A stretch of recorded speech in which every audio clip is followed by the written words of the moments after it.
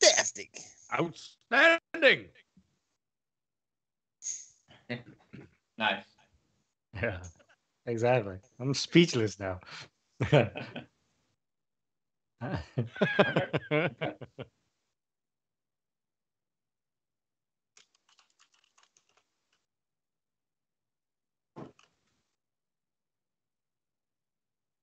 Boom, boom, kaboom. It's Newf Nukem for the first time in the NLG room. I can't wait to dive into the topics. Yes, a lot of good stuff. And it's a real honor to be here with you guys. Yeah, this is going to be a fantastic show. And of course, well, there's another familiar face on the panel here too, if you're familiar with Gaming After Dark. So I feel like I'm home here, boys. Thank you again for the invite. Hell yeah. And couldn't hear me because somehow my mic was muted. God damn it. Just like old times. Just like old times. So, well, hi, everyone. It's NLG. We're live. Where's that energy that you out. had earlier? Damn it all. Silent. All right, you know what? I'm out.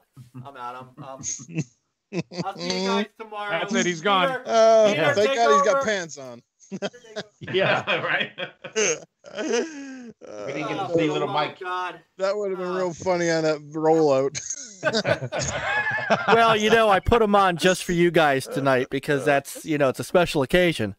So, man. As long as we didn't see the whitey tighty, all right. So, you know, I even had it. I was like all energetic. Gaming After Dark took over. The boom, boom, kaboom himself is here. And on the other side of the room, let me see, get my pointing right. Yes, I've been taking lessons from Retro Rich. The middle-aged game guy himself, the MAGG. What's up, brother? It's great to see you. Good evening, Mike. Good evening, chat panel. Newf Nukem, my brother from Gaming After Dark. Guys, we got a great show for you this evening. We got a lot of fun. We got a lot of energy. We got a lot of things to talk about. We're going to have a good time. And you know what? You get to stare at this ugly mug for the next hour and a half. And shout out to the chat, by the way. I said hello to everybody in the chat, and not one person said hi back. So I expect to see some hi mags in that chat immediately. Boogie hit it. Boogie got it. There we go. Indie gamers on top of it now. They were too busy telling me they couldn't hear me. Baloney haters. Because I am, exactly. Yeah. No, you don't want to get on Tony Baloney's bad side, guys. No, you do not. You don't want to have a long. You don't want to have a long name either. So, so thank you, Niall. Niall said like a pro. You know what, Boogeyman? It's too late, man. You said hi to me now, but my feelings are already hurt, so we're past the point of forgiveness. So I'm just gonna cry in the corner here and drink my tea. But anyways, in all seriousness, guys, let's have a great show tonight. This is gonna be fun. And Peter, Chris, what's up, boys? Hey, what's going on? I got the brew ready, so I'm ready to rock. Nice. What are you drinking? Youngling. Yes. Light or regular? Is there a light? Yes. Okay. Regular, of course. That's a man's answer right there. That's a man's answer. Youngling. Yingling. Well, it's spelled. It's Yeung. It's out of Pennsylvania. It's a damn good beer. Damn good beer. Oh. I thought it was a Chinese drink there for a second. No, it's not. So, well, good stuff though. You can drink it on my behalf, Peter, because I'm still on water until I lose the rest of this shit down here. So, down 10, and I'm not done yet. I'm not done yet. Good, man. That's why I was partially late getting everybody together. I was on the treadmill, and I'm like, oh shit, it's 8:30. Getting those steps in. Damn right, because I just, man, not gonna be fat anymore. That's just all there is to it. So anyway, sorry, Peter, what you been up to, man? What you been playing? What you been doing? What you been having? Well, besides working like crazy the last couple of days, but still got some Valhalla in, even though I finished the story. I just love that world, and just running around and doing some of the dice game, Orlog. So having a good time with it. So did that, got the Chivo for it, and just exploring the rest of the world, picking up some stuff, just some low key before I start something new. So that's pretty much it. All right, that's okay. I haven't started anything new either. So don't feel bad. Don't feel bad. Yeah, we Brother still need to Chris? continue our Wolfenstein Yes, we do. saga. All right, this weekend it's on. Wolfenstein, Halo 4. Yeah, don't get back from the dead started. We owe him this. Oh yeah, we're still halfway to campaign. Yeah. Oops. Yeah. Brother Chris, how are you? Good. I've been looking forward to this. Me too. It's always awesome. I've always enjoyed Gaming After Dark, and then I got invited. So it's awesome to have our friends here. So, but this week, kind of chill. Couple nights of Valhalla, and like Peter, I really love and run around in that world. Sometimes I get sidetracked, and from the main story. So, trying to go in areas where I probably shouldn't be, getting my ass kicked. Yeah. But yeah, you were asking me, how do I defeat this? Yeah. What level are you? Yeah. No. I'm barely 50. Yeah. And I'm over there trying to take on level 160 or so, 90. And it's like, no. Yeah. And then other than that, Peter freaking hooked me up with a discount on Amazon for the Watch Dogs Legion DLC, the season pass. So it was going normally what $35, Yeah, $30, $40, 39, I think. Yeah, it was so only for $5. $5. So it's like snag that up. Yeah, you know what? Ubisoft season passes are really expensive. Yeah, so we so took that's a advantage good of that deal, yeah. on Amazon. However, if I may interject for a moment, you know what? Their DLCs though are actually really substantial. Like, I mean, you look at something like any of the Assassin's Creed games, whether it was I haven't even touched Valhalla, but I mean, I got I have the deluxe edition, so I have the full season pass and everything and all the DLC. But like the DLC for Origins and the DLC for Odyssey were like entirely separate games. You know what I mean? They were like, it was like The those Witcher are not 3. small games to begin with. They're not small games. No, and the DLCs were like 40, 50 hours. It was like Witcher 3. Remember that? Like Blood and Wine and whatever the hell the other one was, where the dude took over your body or something. That was hilarious. I can't remember what it was called. But yeah, so I mean that's a good deal, dude. That's a good deal you got for that.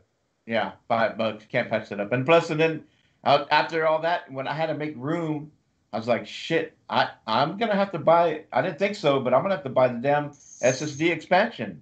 Yeah. Because, there's certain games I want to leave on there, like Halo Master Chief Collection. Dude, that's like 120-something gigs that are on there. I'm like... That's 1/3 of Call of Duty. Yeah. Yeah. Now, can you move that to an external that's not an SSD and still play it? I'm pretty sure that's one that you can. And maybe I should look at that, right? The ones that are not really taking advantage of the Series X features, that maybe I should do that. Yeah, the SSD really isn't doing anything for that, honestly. Yeah. Yeah. That's true. Yeah, I need to look at that. But I still think at some point I'm going to have to add an expansion. So yeah, hopefully to come down in price. I mean, once in a while you can get a deal for find a deal for like $190, but it's still like $40, like too expensive. Yeah.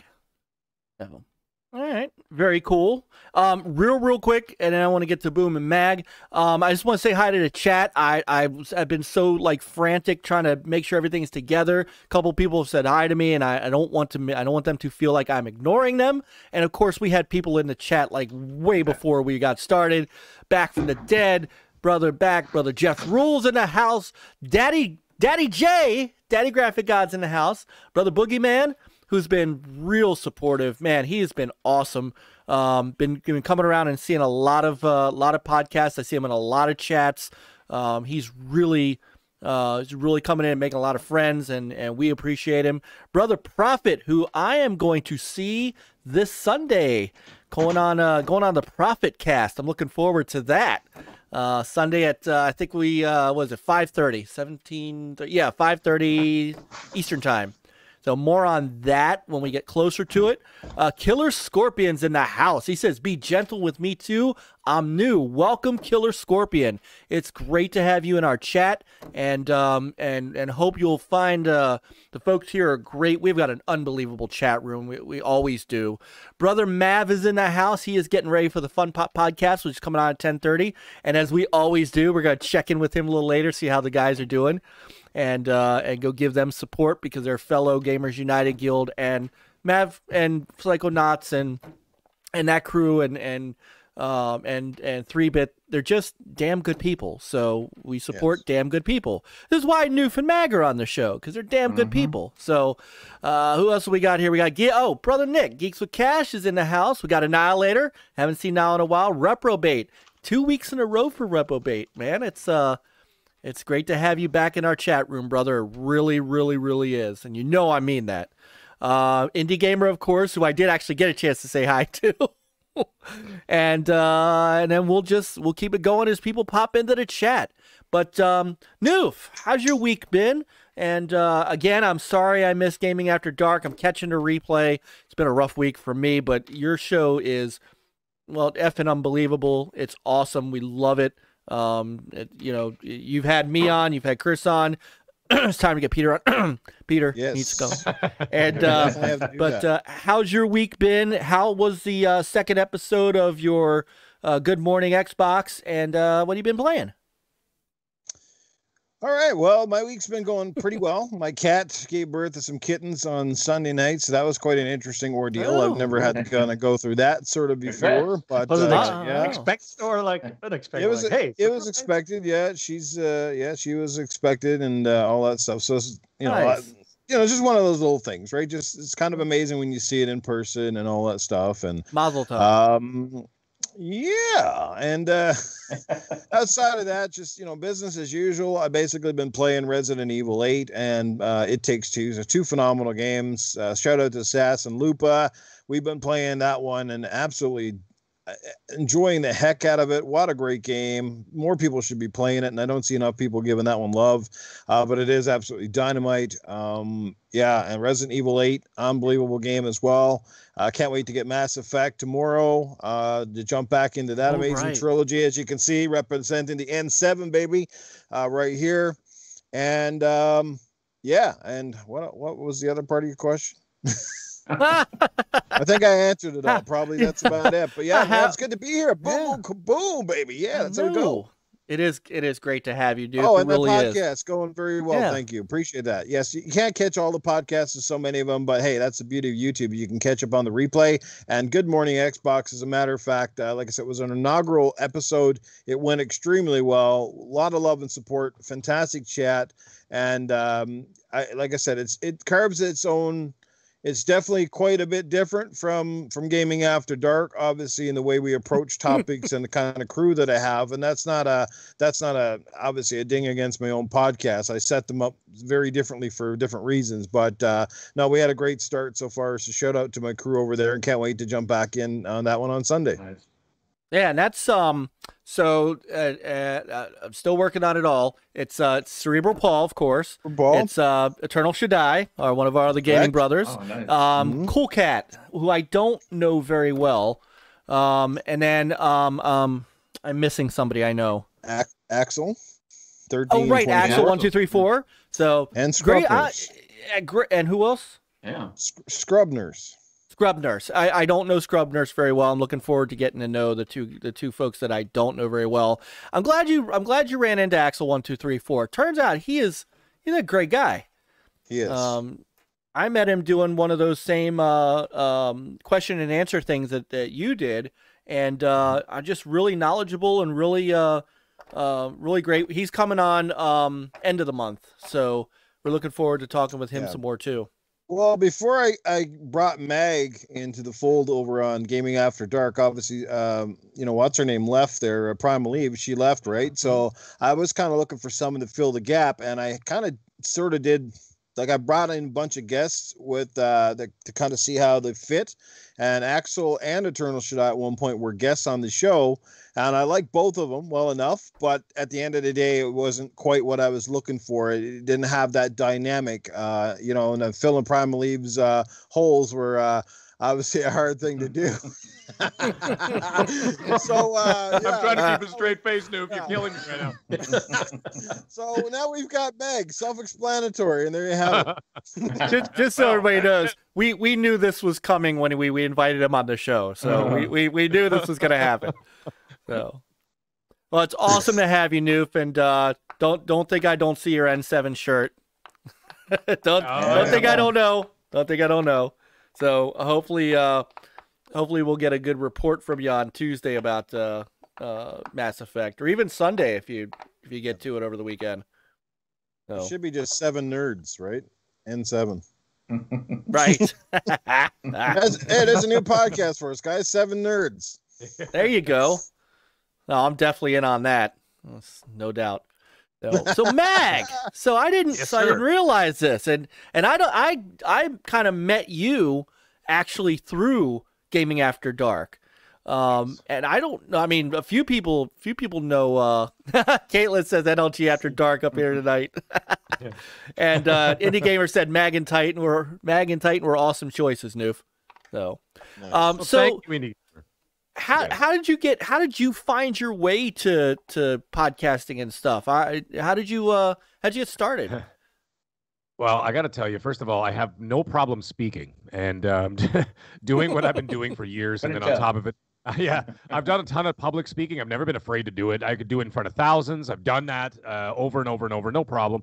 I also am an executive chef, so I work in a kitchen where communication is absolutely key, and yelling is definitely a thing. Now, it's not yelling like the Gordon Ramsay version of yelling, where he's just yelling for the sake of yelling. No? Yeah, like we're yelling because we can't hear each other because we have the exhaust hood fans that are blowing or like whatever, sucking in all the the smoke and the grease and whatever. And it's so loud, it sounds like there's a helicopter in the kitchen at all times. So we're constantly projecting our voices and yelling and all that kind of stuff. So I kind of had that going for me already. Now, the thing is, I discovered dealer gaming first. I didn't even know that YouTube gaming was a thing. This was like 6 years ago or 5 years ago, whatever it was. And then I saw dealers videos, and then all of a sudden I started following podcasts. The Mooch was on there with Crap Gamer and all those guys, whatever. And then it kind of bled into like other people. It bled into Newf Nukem at one point, because I remember a show Newf used to do for a little while. It was called Goofing with Newf and stuff like that. It was like a one-man show, and some other people, and obviously Mr. Boomstick and all that stuff. And then as I would like listen to these shows, I'd usually be taking a shower, getting ready for work, making breakfast, doing whatever, right? Cleaning the house on my days off. And then I started talking back to my phone. So what ended up happening is I ended up, like, my wife would walk in, she goes, "Who the hell are you talking to?" And I'm like, "I'm talking to the phone." I said, because Newf doesn't know what he's talking about, and I need to correct this, right? Or whatever, right? Or Mr. Boomstick or whoever. And I what do you mean you don't like Game Pass? Yeah, exactly. Or I'd be like yelling back at Mooch, but meanwhile, I'm literally just yelling at myself. And doing that for a couple of years, my wife just, at Christmas time, she bought me this beautiful microphone, and I said, "What the hell is this?" And then she goes, "To give you the kick in the ass that you need." That's all she said to me. And she goes, "That's the kick in the ass that you need."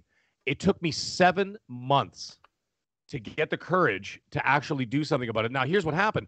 It felt like one of those Rocky moments. You know, like the very first Rocky movie? You know, he's fighting in like the basement churches and all this, and all of a sudden Apollo Creed calls him one day, gives him that shot. I was sitting there, and I was listening to Gaming After Dark, and I remember that Primal Eve left, and Newf was like, "Listen, I'm going to hold some like sort of open mic auditions for people." Before Newf could finish the sentence, my wife literally punched me. And she goes, "Get on the show." She's Irish, so she yells too. So she's like, "Get on the show." And I'm like, okay, maybe I'll send them a message. She's like, and then she was on my case. I swear to God, it took me weeks before I could even get the courage. Swear to God, I seem like a very like, open guy. I'm very like confident and everything else like that. But I'm actually really insecure. And I was sending a message to Newf saying, "Hey, you barely know who I am. You see me in the chats, whatever. I'm asking for a shot. I think it's my time. I think I'm ready." I was shaking so bad that my hands, I couldn't text him because I was shaking. I was so nervous. And I'm like, it's not like Newf is staring at me from 5 feet away. You know what I mean? Like, I was just writing a text, and I was so nervous. And then he answered me back. And then he said, "You know what? I'll give you that shot." And I couldn't sleep for like 3 days after that. I was so nervous. I didn't know what the hell to do, this and that, whatever. Anyways, long story short, did the first show with Newf, and it just worked. I don't know what it is. It just worked. We were able to talk to each other. Titan was already on the show, was he not? That's right. Correct. Yeah. Yeah, and Titan was already on the show, and it was just like, it just worked. Instantly. And yeah, it was incredible. And it was just like bang, and it just happened. And then all of a sudden, I'm not even kidding, 8 o'clock the next morning, Mr. Boomstick calls me. Like, actually called me. And he's like, I want you on my show tomorrow. And I'm like, what? And I'm like, what's going on right now? I was real. And then I'm like, what the hell's going on? And then he's like, you're on my show tomorrow. I just want you to guest on the show, whatever. So I went on his show, and I was just as nervous as I was with Newf. And then halfway through the show, he sent me a private message, and he said, I want you as a full-time member starting now. And if you say yes, I'll announce it on the show at the end of the show tonight. And then that's what happened. So now, Mr. Boomstick and I are good friends, and Newf and I are good friends. And here I am. And now I'm on the NLG show, yelling for no reason whatsoever. I'm here now, but that's the whole story. That's how it happened. But, that is an amazing story, actually. That's I got to give it to two people. I got to say my wife and Newf. yeah. You know what I mean? My wife. I mean, it was such a strange thing because like when I opened it, I'm like, what am I gonna do with this? Right? I'm like, I didn't know. I had no intention of doing this. And then she's like, for the kick in the ass that you need, because obviously she saw that I wanted to do it, but I was too afraid to do it, right? So, and then she just like, get your ass out on that stage and go get it done, right? Like that kind of thing, right? So, but anyways, that's how it happened, man. So that's, and now here I am. So, and now you can't get rid of me. And now Tony Baloney has come out of me. And now that's a whole separate problem. Okay, I got, how, and I don't know if I asked this fully when I guessed it on Gaming After Dark. Where in the hell did Tony Baloney come from? Tony Baloney is my father. I mean, not the hookers and cocaine stuff. Those are just jokes. My dad's a pharmacist and a doctor. Okay, he doesn't do cocaine. Well, I mean, he has cocaine in his pharmacy, but yeah, he's a pharmacist and a doctor. Right? He's not doing blow and getting hookers and getting diseases. That's just all jokes. But my dad, when he gets angry, that's what he sounds like. Really? I'm not even kidding. So when I was growing up, and my dad would come into the room, and like my brother and I'd be playing our like NES or something, right? And he'd come in the room, and he would just come in and be like, "Why are you guys always playing that goddamn Nintendo? It's ridiculous. Why don't you guys go read a book?" And this kind of stuff. And then actually, this is a true story. One day I failed. This was a grade 8 or something, grade 9. I failed I think it was grade 9 science. It just wasn't my thing. And the teacher hated my guts, and she gave me a 49. And I know that she gave me that 49 on purpose, right? All my other subjects I excelled in, but for some reason, science didn't connect. So you know what my dad did? The greatest Tony Baloney move ever. I'm not even kidding. This is a true story.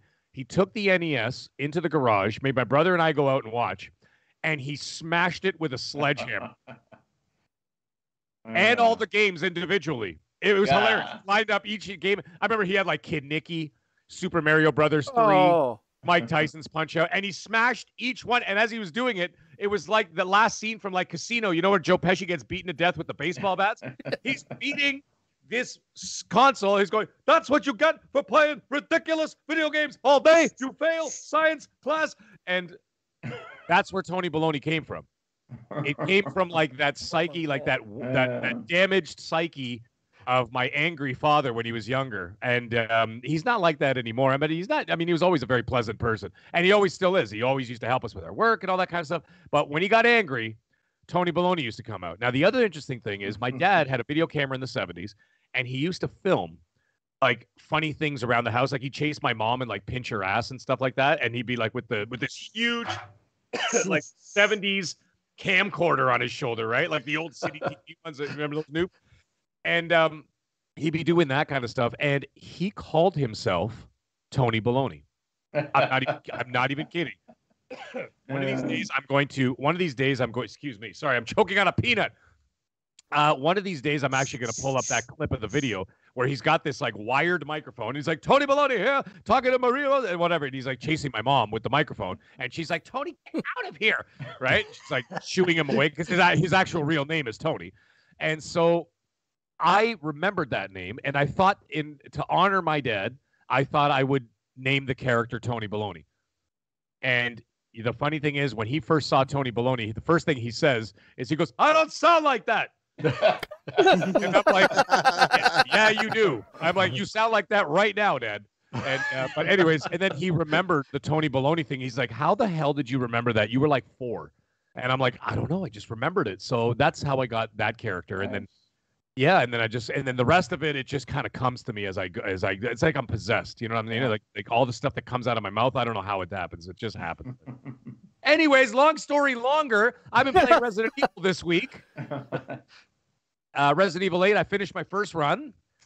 Remarkable game. I gave it a 9.5 out of 10. That's a personal opinion. Not, I'm not objective. But remarkable game. And then what else did I do? I got my platinum. Now, Resident Evil Village, I'm playing on Series X. And I got the platinum for Ratchet & Clank 2016 on my PS5 because, A, it was free, my favorite price. And B, I wanted to play that one before the new Ratchet & Clank comes out, right? So I just got the platinum on that. I'm all caught up with the story. Now I know what's going on. And then I'll be getting the Ratchet & Clank in June. So other than that, I haven't been playing anything else. I got my 1,000 out of 1,000 on Outriders. That's a pretty interesting.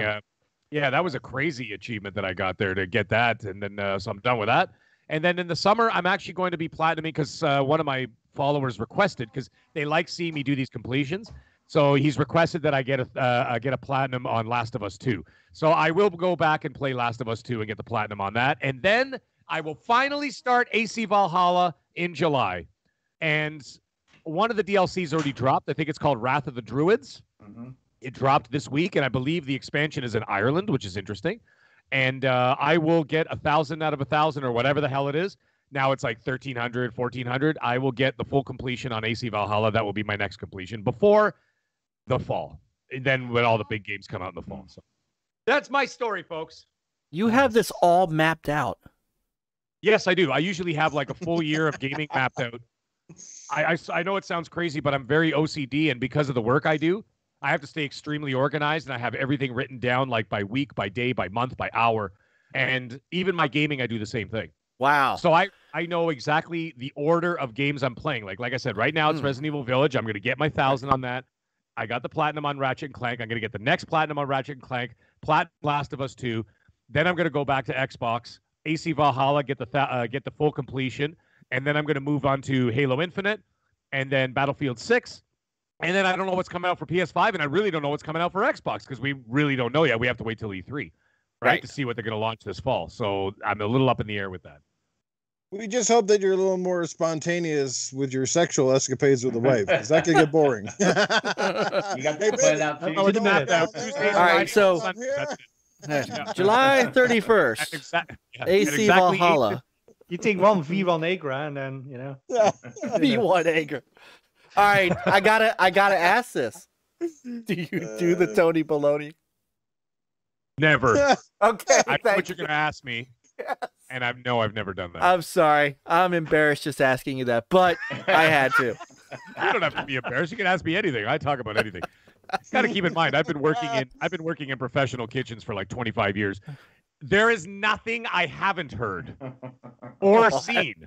Right? So you can ask me anything. It does not give me confidence to eat food in a restaurant.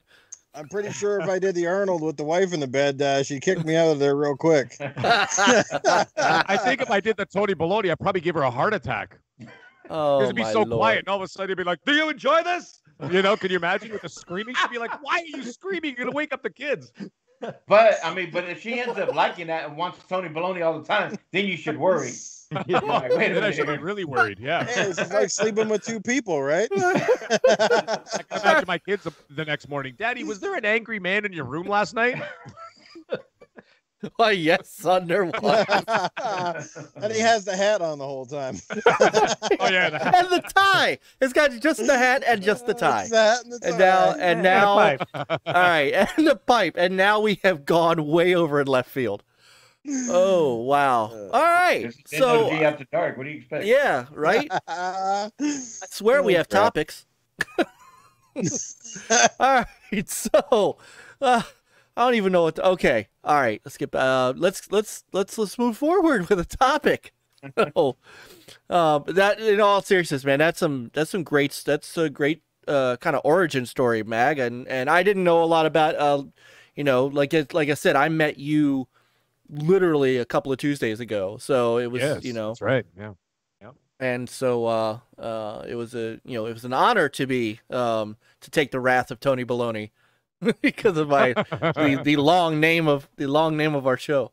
So, But I remember when Newf was, you know, interviewing people, having people on, and then when you finally come on, it's like you're right. You know, you just gelled with him and Titan, and sometimes that's the way it works, and that's how I feel with here on NLG. When, you know, with Mike, I was in the chat too in the beginning, and then at some point, you know, I remember asking him, you know, hey, if you ever has room or whatever, I'd like to, you know, come on the panel, and he said yeah. So, you know, and and at the time I would come on a couple times, but you know, over time, you know, we just became friends, and you know, I remember first time really meeting, you know, Peter and Mike and some of the other guys was on Horizon 3, and after that it just took off, and it's just natural, you know, we all click and we have fun, and that's just the way it is, and I see that from you guys too. So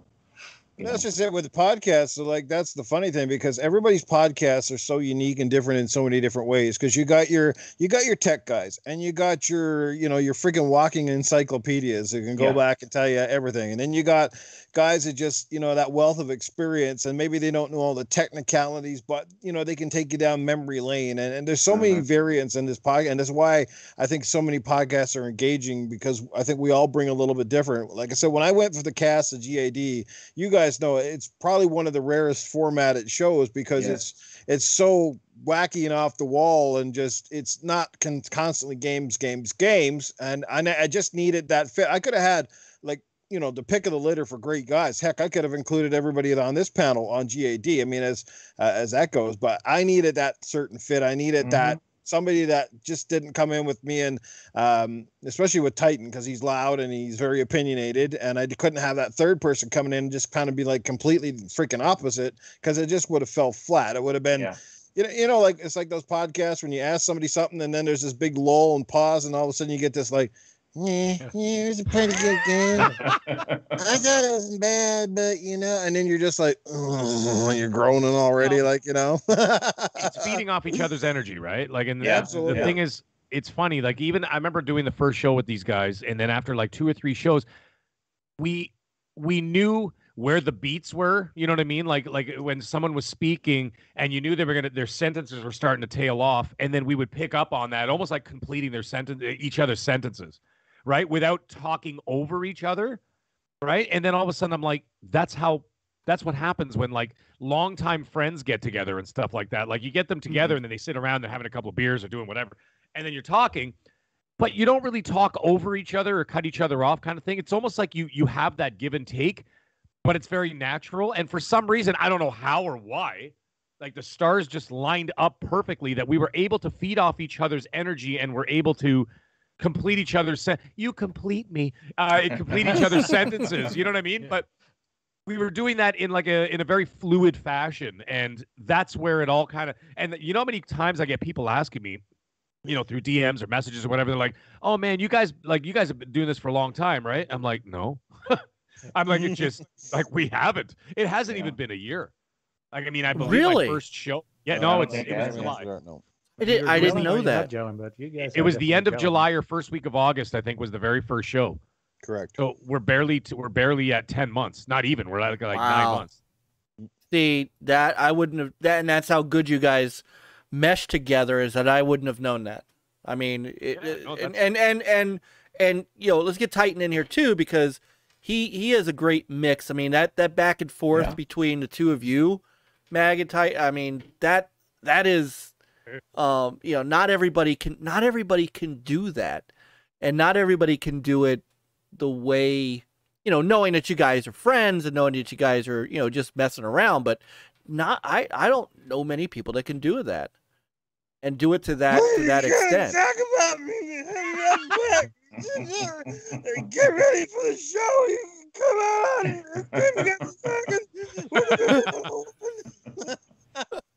You know what's funny about Titan? You know, behind the scenes when we're doing, like, before the show, when we're in the green room and all that, do you know how quiet he is? Yeah. It's hilarious. He's just like, yeah, Newf, I'm thinking about talking about this tonight. This and that. And then all of a sudden when the show comes on, and he's like, I take the PlayStation, and then he starts going up. But That's all you got to do is say Sony and PlayStation, and guaranteed his blood pressure is already going up. Yeah. And then he also has like a skit where he does like a ballad, right? Like a little In the Next Generation, he did that. Yeah, where he was singing and stuff. My God, his voice goes high. I Oh, think my man. cat came running at one of those shows. Yeah, Infinite keeps telling us every time Titan comes on, he gets this notification from his headset that says, "Please turn on the volume." Oh man. Oh, there's Sister Lupa. That's pretty fun. Hey, there she is. But also, I want to give you guys also a big credit, because one thing that I noticed from your show, from a lot of others, is that you guys interact with the people in the chat on a regular basis. And we do that here too. We feel like the people in the chat who come with every week, they're part of the show. We consider everybody friends, and we like to be personal with them. And I see that from you guys throughout your show, because nothing against other shows, but I sometimes I feel like I get bored if all they're doing is talking and they don't see nothing in the chat. They don't respond to any of your comments and all that. And, and sometimes I understand that, if you have a big chat, it's hard to see everything, but shout out to you guys. You guys it's are even funnier really when there's like when you only have like a few people in the chat and they don't You know even how say much anything. great information and stuff and great points come from people in the chat a lot of times. Yeah. Like, I don't know how many times the chat's been, like I said, the living encyclopedia, because you'll be wanting a name of something or a name of a game, and it's like, boom, instantaneous, somebody that chat knows. And then they'll have a great point that's something that you didn't even think about, and they come in with it, and you're just like, I want to read that out and point it. And you guys do that here. I see that you put it up on the screen and you highlight stuff, and a few other podcasts do the same. But you're right. There's a lot of podcasts out there. I like, you guys get it. I get it. None of us would be here without the chat. What's the point? If you're going to do this every week, we do it for fun. I get it. We all do it for the same reason. But like, people don't stress it enough how important the people that are, and there's a lot of familiar faces, and to me that's amazing, because you get that connection. And honestly, you start not only just, oh, that's a name in the chat, but you almost start to feel like you know them. You're finding out what games they're playing, you're finding out what platforms they're on, they're asking you questions. We've had a lot of people from all these shows come out to the community game nights and play games. HDK, you've been in the community game nights. I think a lot of you guys have been, and absolutely amazing. And like that, you can't, like I said, sometimes it gets very, very hard. Even on GAD, it gets really hard without sort of really interrupting the show, because it can get, me, I like to make sure everybody gets acknowledged, but that's progressively getting harder to do. But man, are they ever important. You make the effort, and that's what's important. And, people will understand. I have had people like DM me before, hey, Mike, thanks for using our comment. Thanks for thanks for what you said about us, in the chat and stuff like that. And I'm like, yeah, sometimes we break what we're saying to grab someone in the chat, but I think we say it all the time. We could sit here and just be at an Xbox party or a PlayStation party all night and talk, but it's really the people that I've met. So many people through the chat. Chris and Peter are here because they were in the NLG chat. I have met so many people through this chat room that this is the community that we're all building, and the community you're building, which is starting to one of the nice things about great podcasts with great people is I noticed that our shows are starting to cross blend a little bit. We're seeing folks like Deck's been coming over and hanging out with us. We got Lance Jennings. I've seen him in your chat. And we've got folks that are coming all around, and everybody's starting to coalesce into this really wonderful community. And that's all I've ever wanted. It's all that I've ever, is just to be around great gamers, great people, and that's what our chat rooms do, and your chat room is excellent and always has been. Well, let me put it this way. Remember going to parties? I'm sure we've all had at least one of those in our lives where we went to a party and you didn't know a lot of people, and a lot of times a lot of the same similarities, but you gravitated to a corner and you felt really out of place, right? Like you didn't belong because nobody was really talking to you or associating with you, and you kind of like, you know what I mean? And then all of a sudden that somebody comes up to you and say, "Hey, bro, what's going on? You know, you want a bottle of suds, and how's it?" And you automatically start to feel like you belong and that you're welcome. And I think the chats are very similar to that. Yeah. It is. It's exactly it. Well, it also makes you feel appreciated too. You know what I mean? Like before I was doing this, and I'd be in the chats, and the only person who would actually really notice, unless of course you sent a super chat, but I mean like in other podcasts, but like I noticed that with Newf, and that's what draws us in, because you feel like you're part of it, right? And this is, like I said, this is before I started doing the podcast game and doing YouTube and all that kind of stuff, is that Newf would stop for a second and be like, "Hey, it's the middle-aged game guy. He's in the house," or whatever. And I know it sounds ridiculous because at that time I was like 45, and I was like, "He called my name." You know what I mean? And so I'd be like excited just for that. You know what I'm saying? And it makes you come back for more. Like Newf, the other thing is too is like the in our chat, the doctor. Yeah. Right. The doctor keeps coming. Yeah, and Joe Dunmore, and like those guys, they keep coming in because we call them out, and I think that.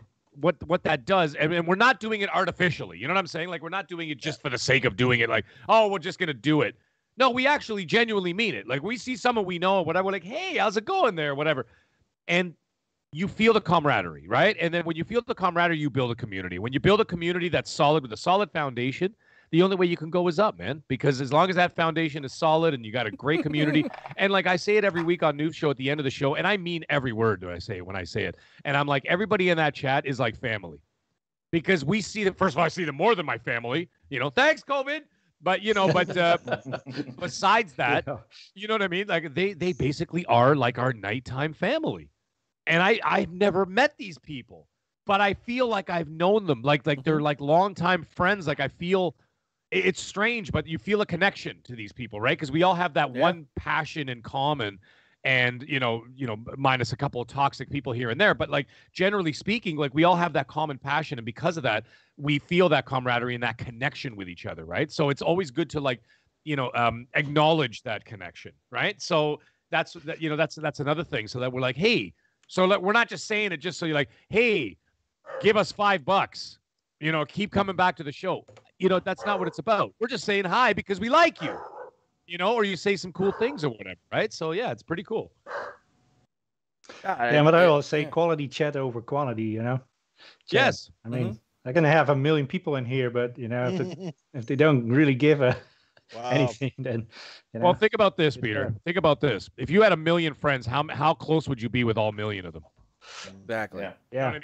True. Right, we got 19 people in this chat. I bet you know every single one of those names that are in that chat right now. Yep. Most of the big podcasts, they got really big chats, and I hate to say it, but most of them very toxic chats. A lot of console or crap constantly. Yeah. Yeah, and we have no tolerance, right? And you know what, we're boring in that way, so they don't show up here. Yeah, we don't engage in it. We don't do it. So yeah, we're boring. And you know what?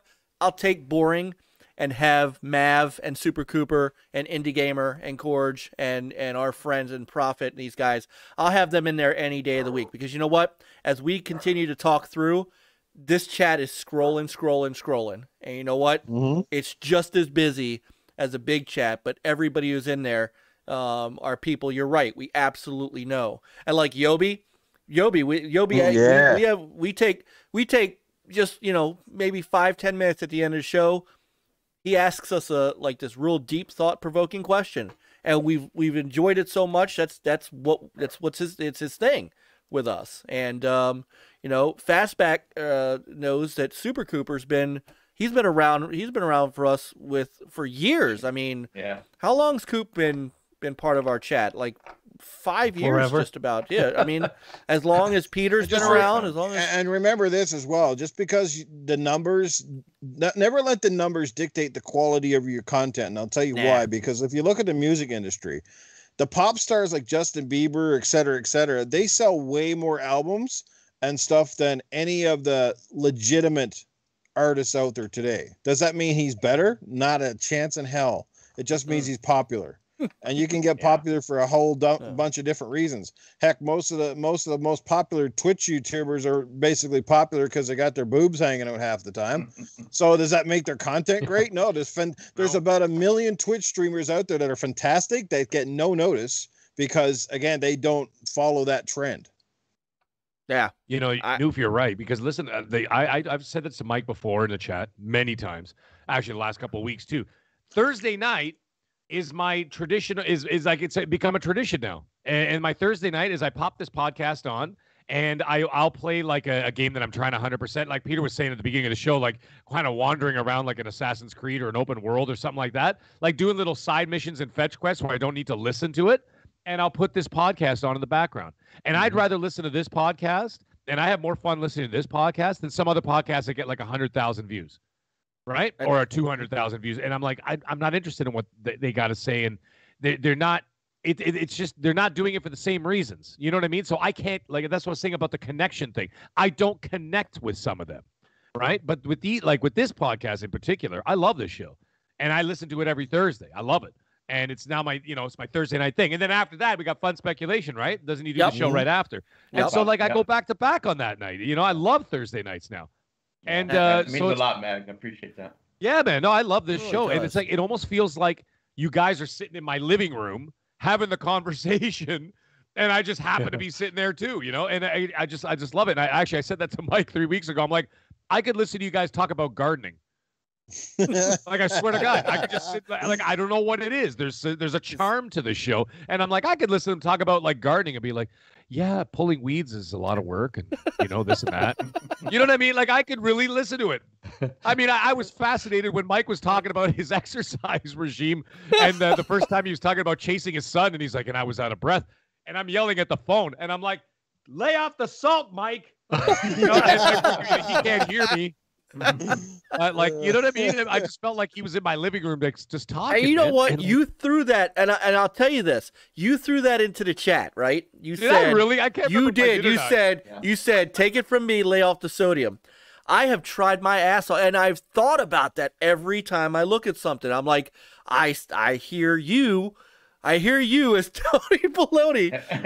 Don't eat that salt, Michael. Don't eat that salt. Tony Baloney, not your wife. Yeah. Hey, don't you eat that salt. You know, that's I really, but that's the great thing about meeting you and getting to know Newf some more and you guys actually coming like I love when Newf's in the chat, man, because Newf likes to Newf likes to make our chat, he likes to make our chat extremely interesting, and I love it. And then, you know, just to get to know you guys and to, you know, to the level of respect I have for what you guys do and for you guys as gamers and individuals, and then Mag, here you are, you know, going from listening to us not talk about gardening to being here, and you know, so I mean, like, as soon as you asked me to come on, dude, I was like, yeah, of course I'm gonna come on, you know, of course, absolutely. And yeah, it is kind of funny. It's almost surreal, you know, like you listen to someone, and all of a sudden you're like, oh my God, I'm gonna be on the show. Yeah, I'm like, that's weird, you know. Yeah, Peter, you want to grab that real quick? Yeah. Robert sent a super chat for $5 Australian dollars. I don't know if that's, you know, the cares it's waiting cold, but shout out to the pimps, my Fastback Pete, big ups to Big Newf and Mag. I hope you're all ready for the NLG and from podcast later. Hopefully I pronounced it correctly. Nicely done. Well, once we get past this little love fest foreplay, we get into second base because, you know, we're almost there. Man, we're just going back and forth, like stroking each other big time. You know what? Got to give a shout out to someone in the chat here. I'll see if I can say his name, but it's like gogamego. There you go. That sound about right? Yes. Go. It's go either game, way. go. No. Actually, no. Believe it or not, it is also gogamego. It's a double entendre. Yeah. Oh my God, that is a fantastic name, by the way. Now you almost had me for a loop there, but he said something interesting. He just said, "Mag is right. This show is awesome to listen to, regardless of the topics." Look at the time, guys. Yeah. Look at the time. It is 3 minutes to 10, And we haven't even got to the first topic, but it doesn't matter. No. Because we're having fun. People are enjoying it. The chat is involved.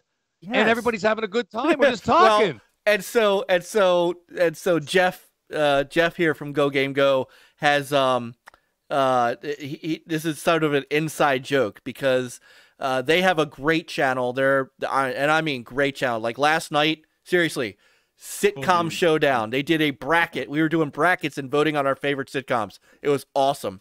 But they were on here, and it's him and a guy named Stu. And I think we were 90 minutes before we started talking about actual topics. It was just, and it's just that kind of amazingness. So, you know, it's what it's all about. And I'm out of breath. It's great. Lay out the It soda. is. We've been stroking this show more times than Fastback stroked his beard. By the way, yeah, Coop did say he's been listening to us long enough that Chris's beard was peach fuzz. So. Brian F. in the chat, by the way, just so you know, the first topic is coming around 12:15, 12:20. So probably in about 2.5 hours from now. So strap in. Right. Well, Mav, where was it? I got to scroll up because Mav said the same thing. Yeah, NLG may be the best at interacting with the chat, but that's also why their podcast is 6 hours. Yes. and then Coop said what? They toned it down. Oh my goodness! All right, so but because you are on limited time, Mag, I do want to get to actually to discuss some things. Although this has been wonderful, guys. I mean, it really has.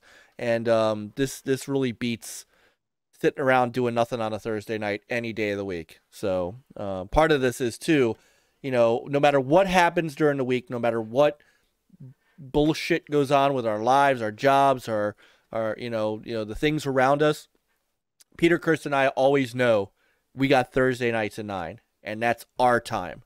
That's our time to hang out, our time to be together. We may not be able to get, you know, to party up all week. We may not be able to game together sometimes. Sometimes I don't even get a chance to play games during the week.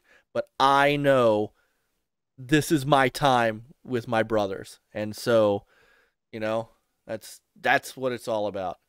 Oh, a quick little commercial for DJC Game Studios. Nicely done. Nicely done. What What's a up, super Chuck? chat. Just want to hear Peter say it. Oh, that's what There it you was. have I'm like, what's he doing? I'm like, oh, there it is. I see it. Yeah. Yeah. Yeah. That's a guy with funny content too, man. DJ, if you guys, those in the chat, if you haven't seen DJ Game Studios, you guys got to go. You can search him on YouTube. He is unbelievable. And Chuck says perfect. So good job, Peter. All right. So. All right, DJC, I just followed you on Twitter, dude. There you are. He is fantastic. Let's see. Nick says all I could think of was the speech in Goonies when you said that.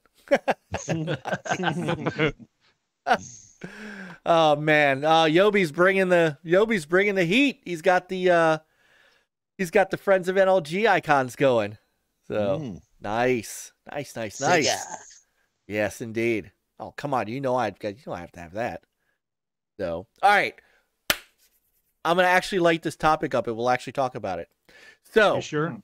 Yeah, I think so. Number 1, the changing landscape of gaming. Well, it has changed after we started the show, right? It's been so long. Right. We're already on the next gen now. Yeah, I was Right. gonna say a new gen is coming out. Yeah. So, and this is that kind of apropos that Newf's on with us tonight because, you know, I've been keeping an eye on the news this week, and there's a few things that are going on that it could be serious game changers as far as the industry goes, and as far as developers, publishers, and even entire systems. And I think that we're starting to see. I don't know if it's the downslope of the hill, or we're starting to crest over this hill of gaming really changing the way it has operated, and the games that we're seeing, and the things that are going on than we have even in even in, and I'll call the previous generation, believe it or not, the 360, the PS3, because to me the Series X and the PS5 are really extensions of the PS4 and the Xbox One. I mean, between backward compatibility and the things that they're doing, I really consider kind of the 360 and PS3 and the Wii era sort of that last golden era of games that didn't need 100 gig patches, that were really trying to pioneer things. You still bought most of your stuff on disc, you know, but looking at what's going on today, and I'm going to start with Ubisoft. So Ubisoft had their quarterly, or they reported their annual earnings this year for the year. And of course they do have some stuff coming. They are still confirming that Far Cry 6 is around the corner. Rainbow Six Quarantine is still coming. Riders Republic, which will be interesting considering the flop that Steep was. Division Heartland and Roller Champions. Although, you know, you can say goodbye to Skull and Bones. I think that game is probably out the door. Yeah, that game is never coming out. What happened to that? They pushed it out of the. They think that it's going to be released sometime in 2022 now, but you know, you know, Yves Guillemot put on a brave face when he was asked about it, and he's like, yeah, you know, we have confidence in Ubisoft Singapore, but let's be honest, that game's not coming. Singapore, Sink. Nice. But here's what kind of caught everybody's attention was that their CFO said that the publisher is moving away from the big 2 to 3 AAA games a year, and building in high-end free-to-play games to be trending towards AAA ambitions over the long term. So it caught everybody by surprise, and I mean, I don't know if it's an over-exaggeration to say Ubisoft's going free-to-play, but Ubisoft is going free-to-play, and that is a big move for a big giant publisher. And I'm trying to think of what other publisher has really gone that route. I think they're kind of the first. That's looking like Epic with a Fortnite. You know, that game is free to play and it makes a ton of money. That is true. I was thinking of Activision too, right? With Warzone. Oh yeah, yeah, that one too. And I mean, Warzone is now do they not have like the largest engagement in the world right now? Like 60 million concurrent players, something like that. I mean, that's insanity. What are Fortnite's numbers compared to that? They've got to be close. I thought Fortnite was close to 100 million, but that I may be off. Wow, that's crazy. If it is, but I mean, well, that's the trend though, Mike. If you think about it, like, I mean, look at where it's going. The amount of money that they're making from the microtransactions, from the skins, from the upgrades, from the, you know what I mean, like the for new weapons or whatever. Not the pay to win nonsense. I think that's gone away now for good. I'm pretty sure. Yeah. That the pay to win situation is now over, except for like mobile games. Like, you know, they got that what the hell is that Star Wars game? It's a turn-based Star Wars game. I always forget the damn name of it. I know what you're talking about. Heroes, Galaxy of Heroes. Yeah. The one on the phone. It's actually a really good game. But the thing is, you play against a whale, you know what I mean? And he's got like all the best characters and whatever, because you could just buy them, right? And they're super overpowered, whatever else. But anyways, the story is that why wouldn't Ubisoft do this? Because if you think about what everybody else is making all their money, Epic is making a ton of money. You know, Activision is literally got dump trucks of money. And now look at what's happened with Rockstar. Where the hell is Grand Theft Auto 6? Yeah. But they don't need to release it. The game released in 2013. It's been 8 years. Mm-hmm. They don't have to. Yeah, they don't have to. Yeah, and now they're going to re-release it for the, what was it, the PS5? They showed the PS5. Right. There was the PS5 expose, whatever the hell you want to call it. And then the first thing they showed was Grand Theft Auto 5. I thought I came out of a time machine. I looked over to my wife. I'm like, what year is it? You know, like Robin Williams in that meme. You know, what year is it? It was that kind of thing. And but why would they? Because they're making so much money off those shark cards. Okay, and now my understanding is that Red Dead Online is slowly starting to gain some steam because they're adding a lot of content to it, a lot of bounties, a lot of extra missions, a lot of like group missions you could do, stuff like that. Build up your bases, your forts, your towns, whatever, hideouts, and so they're making a ton of money. There's no need to release Grand Theft Auto 6. They're making so much money off of GTA Online and now slowly Red Dead Online. Why wouldn't they? So now Ubisoft is looking at the situation, and what do they got? They got Rainbow Six Siege, which is monstrous, right? That is a force to be reckoned with. They had that. I don't even know how that For Honor game is still doing, but for a while there, man, did it have some serious engagement in there. And it had some serious legs. I mean, that game was going for like 3-4 years. That's remarkable. Yeah. Right? And Rainbow Six what's that? Rainbow Six is making a ton of money on their season passes, and that's part of it. So, well, there you go. So, like, Ubisoft, this is the smartest move for them. Now, also factor in that Microsoft's, or I was about to say next gen, we're in the gen. Yeah. Microsoft is looking at free to play not only for like the games, you know, the third party games like your Fortnites, your War Zones, your whatever. They're also looking at free to play for Halo Infinite, right? You do not want to be the odd man out making people pay for what could be a free-to-play experience where they can make up their money off the back end through smaller microtransactions and purchases, right? And then keep the engagement up, right? So that's where they make their money. So that's the way I'm looking at it, is that Ubisoft does not want to be the odd man out right now. They all got to go that road. A, it makes them look better. B, they don't want to be left in the dust. Because if you're going to be playing Halo Infinite for free, Warzone for free, you know that Warzone. Now, I'm hearing that, speaking of which, I'm hearing that from a couple of people that Activision's in a lot of trouble this year with Call of Duty. Okay, there's a lot of problems behind the scenes. And there's even a whisper that this year they might be releasing a remaster instead of a new game because they can't get their stuff together. I'd love to say swear words, but I'm not going to. It's not Gaming After Dark. But you know the thing, they can't get their stuff together, okay? And the rumor is that they might release a remaster in order to carry people over, and then they want to release a whole new Warzone experience, and they're going to focus on the Warzone before they release an actual next title in the actual series, because they're having a lot of trouble behind the scenes with Treyarch and Sledgehammer, and there's a lot of friction going on. Right? So the thing is, what they're going to do, then Warzone's going to be releasing new content, new map, new season, all that kind of stuff. Halo Infinite's going to be doing it. Why wouldn't Ubisoft do it? They'd be fools not to do it. And Epic is obviously Epic, right? Yeah. Oh, and don't forget Respawn over at EA. I forgot about that. Apex Legends. Oh my God, I forgot about Respawn. Yeah, you've got Apex Legends, one of the biggest. Also, I would say maybe in the top 5, right? Top 5 biggest games for engagement out there right now for free to play. Yeah.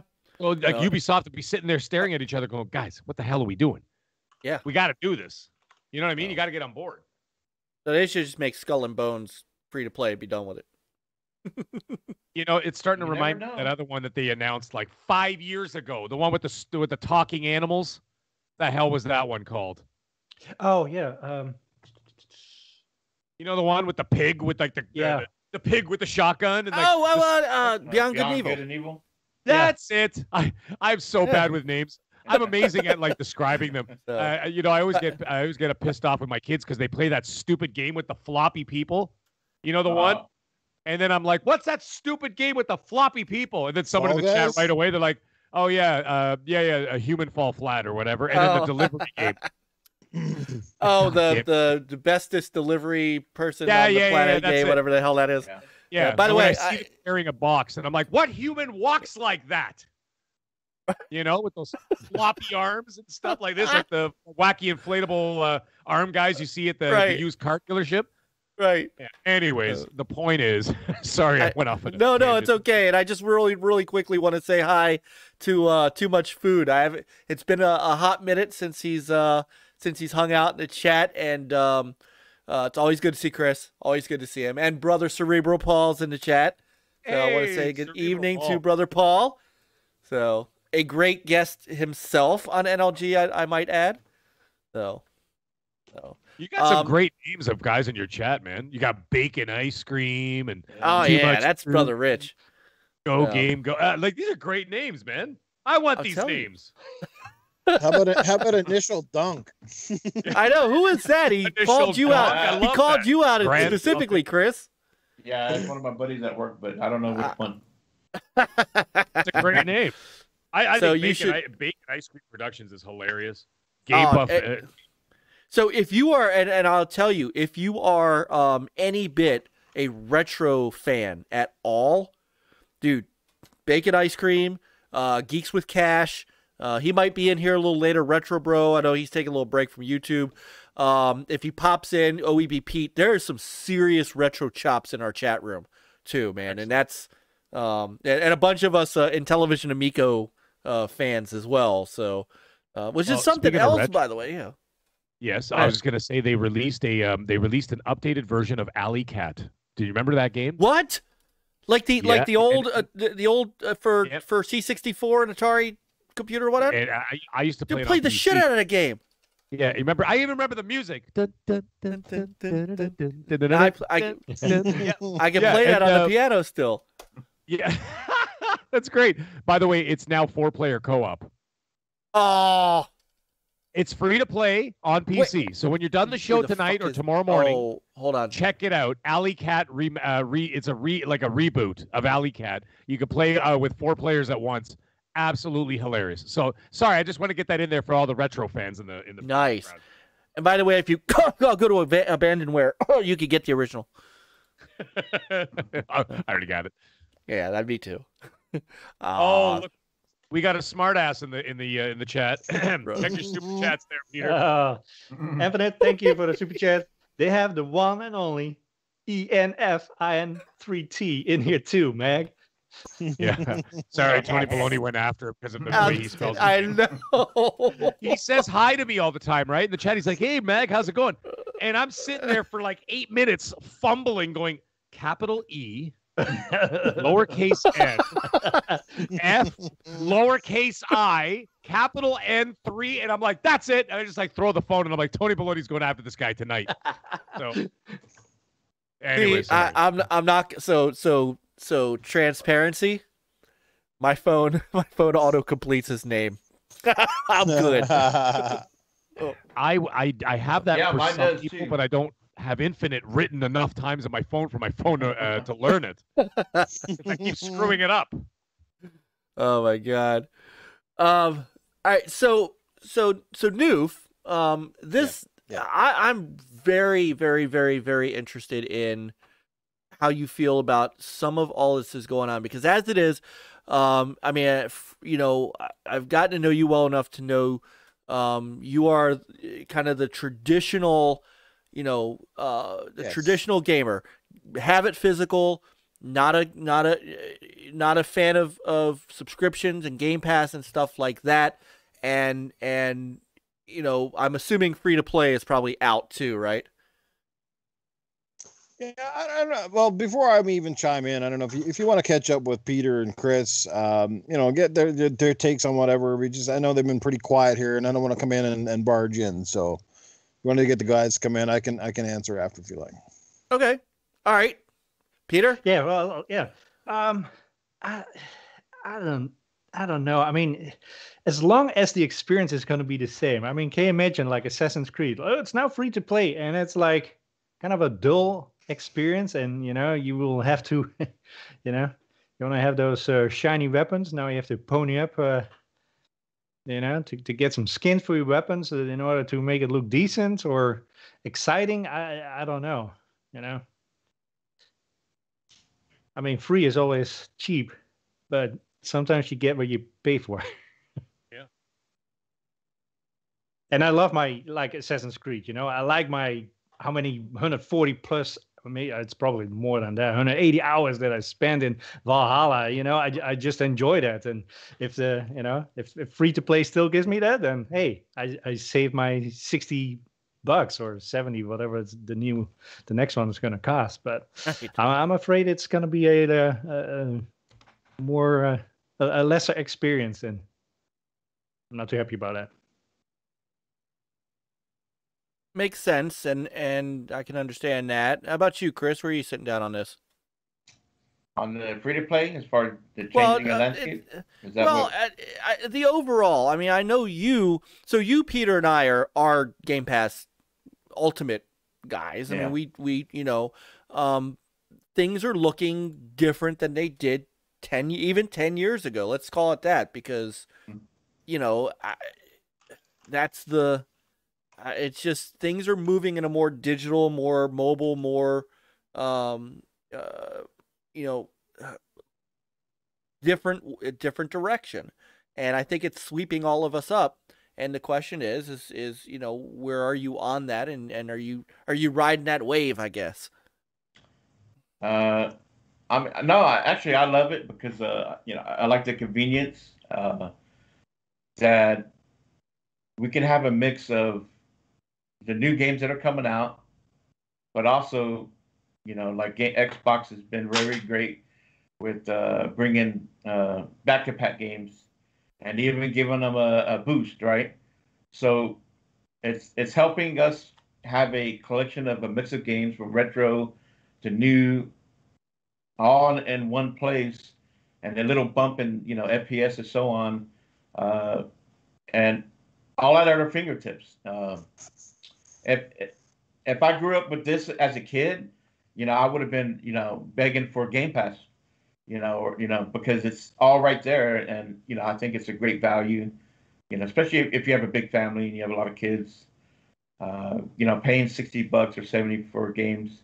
Sometimes you got to buy two, right? If you want them, So, but I'm all about my retro games too, and I understand where Newf is coming from and others who they love their physical, and I like physical collection. I have an old Super NES, and I still have the GameCube and other systems that and they become collectibles. But I'm not all about. I don't have a lot of room to put a bunch of stuff on a shelf and all that, or put them in a box. I'm a minimalist, and so I like to have little collectibles here and there. So I'm all for the whole, changing, adapting to where gaming is going, to the all digital world. As long as it doesn't, all the time and money that we spend on these digital games, and I get it, you can't touch them and all that, and you just hope that 20 years from now, will we still have all this accessible and not lose it at some point, right? You hope that Microsoft and Xbox is still carrying all that stuff forward, and you have the cloud is there, and you're able to go in and out, pick what you want to play at any time. So so I'm all for it, but I also appreciate where I came from. So, before we go hungry, there's a super chat from the Game Buffet. Thanks, Mike. I'll give your guest a follow. I'm looking to return to gaming full time. I'm looking for more gaming friends to follow. I love the metric. Did he actually put that? Yeah. You're not gonna get many followers there, Game Buffet. That's our brother. Too much food. Oh, on the free to play stuff, real quick. I'm not really into free to play. Maybe it depends on the game, right? But I understand why it's popular, because it's very accessible. It's on mobile. It's all over the place. Like Fortnite and so on. And you see that Halo Infinite, the multiplayer is now going free to play, right? Because you look at Tencent and other companies, they're making more money off of free to play than they are on just selling a game outright, because it has long legs and it's accessible to so many people with different incomes. And so I'm okay with it as long as it doesn't mess with the Halo Infinite campaign, right? Mm-hmm. Remember that one year where Call of Duty came out and they didn't have a campaign? Yes. And that was bullshit. So yeah, that was Black Ops 4. What a disaster. As long as we're getting a game that appeals to people who like single player and you like your multiplayer that doesn't affect one or the other, I'm cool with it. There's also a psychological effect with free to game play, and it's here's $5 for a skin, Yeah. And you do that 20 times and you pay more than an actual game was. So the bar of entry is very low, but you jump it a lot of times. So yeah, I mean, I paid $20 for Kratos. Scheme.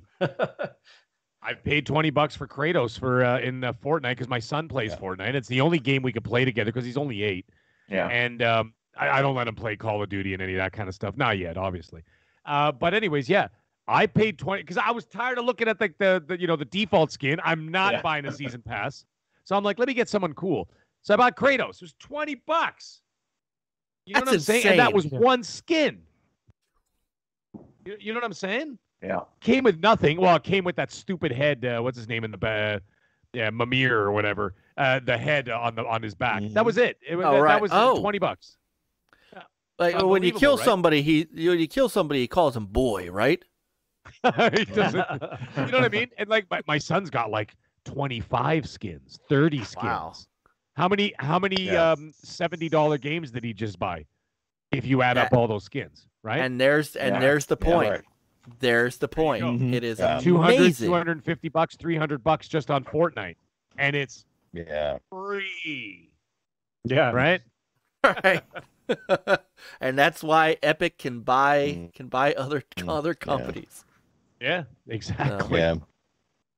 Wow. Or like you look at Ubisoft, right? We've heard lately about them rumblings of them wanting to focus more on some free to play, and maybe that's what the next Rainbow Six game will be. Maybe it will go free to play. Who knows? Isn't it free to play already? Didn't it change it to free to play? Or was it one of the other games? I don't know. But it makes you wonder if the next one will start off free to play. Right. Well, I think the next Division Heartland, they were talking about being free to play. I meant to ask you about that, Mike. What is that? Is it like a little side sort of thing? What is it? I thought at first it was a mobile game, but it's not. It's a standalone. It's going to be a standalone game, but it's going to be off series. So if you haven't played Division before, you don't have to worry about catching up with any of the stories and stuff. So, it's sort of it's hard to explain because I couldn't understand what really they were wanting to do with it. But it seems like it's kind of sitting in between them bringing out. So they've got a couple of new content pieces that are coming out. They've got Warlords of New York, which is did that come out already? The DLC? Yeah, that came out. I bought it. It was on sale for like $8 or something. So then there's new content coming after Heartland, and then there's a mobile game that's coming after that, and then there's a book and a Netflix show, a Netflix film.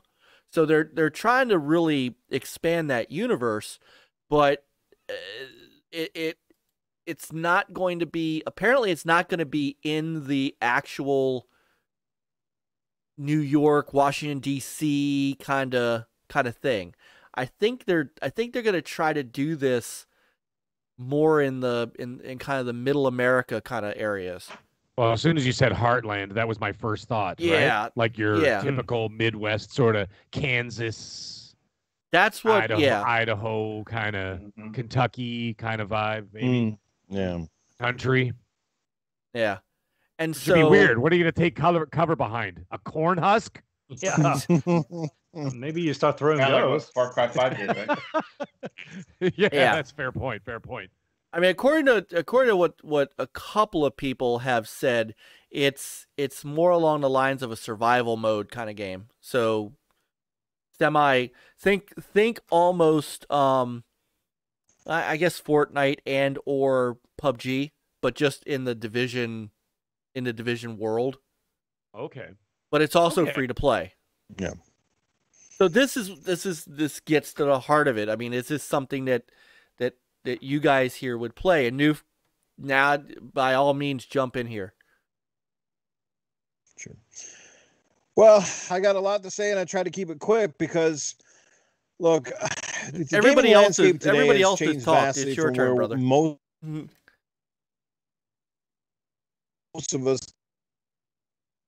but there's a lot of things that I love having this new hardware that we have today to close the gap between the PC landscape and the console gaming. Like I said, that bridge is closing. It's nice to finally have consoles that can display top quality visuals and can run at a pretty steady 60 frames a second, so on and so forth. There's so many things to love. Like we're getting more refined controllers, for example. We're getting, it's the best. You're getting the bells and whistles now. You're getting fantastic TVs. You're getting all of this stuff. The games have never looked, and in many cases played better. It took nearly a generation for 3D graphics and gaming to kind of come full circle where it is to today, where it's fairly fluid. And for the most part, outside of, COVID kind of screwing up every developer right now, was running pretty good. But there's a lot of things, too, that disturb me about the gaming industry.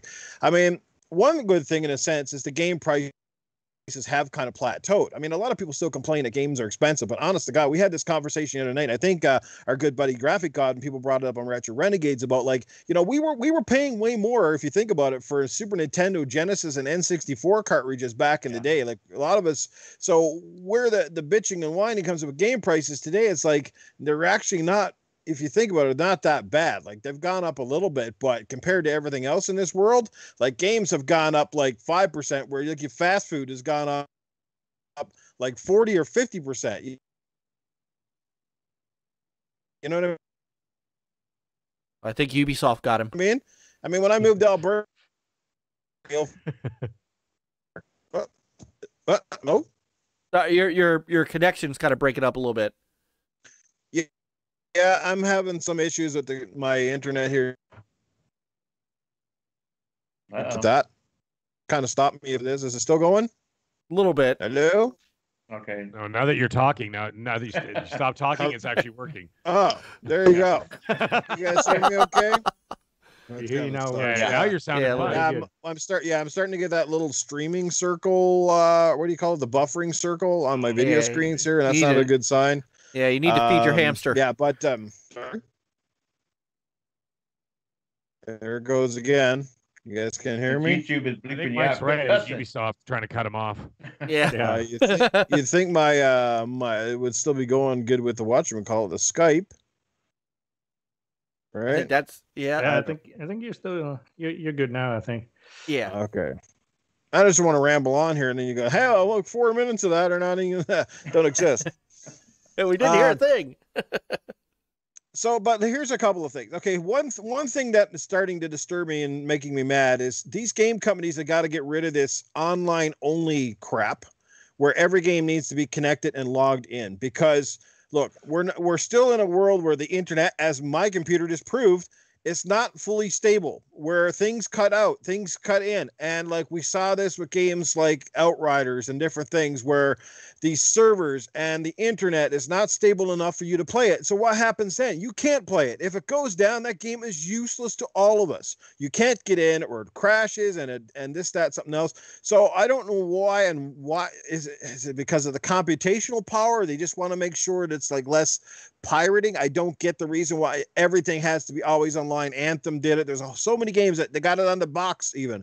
Always needs online connection. I think it's unfair to a gamer spending $80 on any game that they need to be constantly connected to play it. They should be able to play in some sort of offline mode where the game can still be playable, and every game should have that option. Options are always good, and the less of these options these companies and publishers give us, drives me absolutely berserk. All right? So they need to go back and figure that one out, because I hate that. Like, I can go play any of my Gears of War games without needing to be constantly online.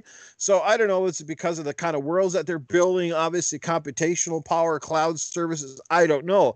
But again, I'm pretty sure they can still build the game in a way that it can still run for the consumer. Otherwise, it becomes useless. Like games that right now, for example, like if you don't have enough, like some of the multiplayer, if you don't get enough people to play, then the game is practically useless. Like, you can't find people to play with, you can't do anything. Like, there's so much that's right with gaming. There's so much obviously wrong with it. Like, here's another one.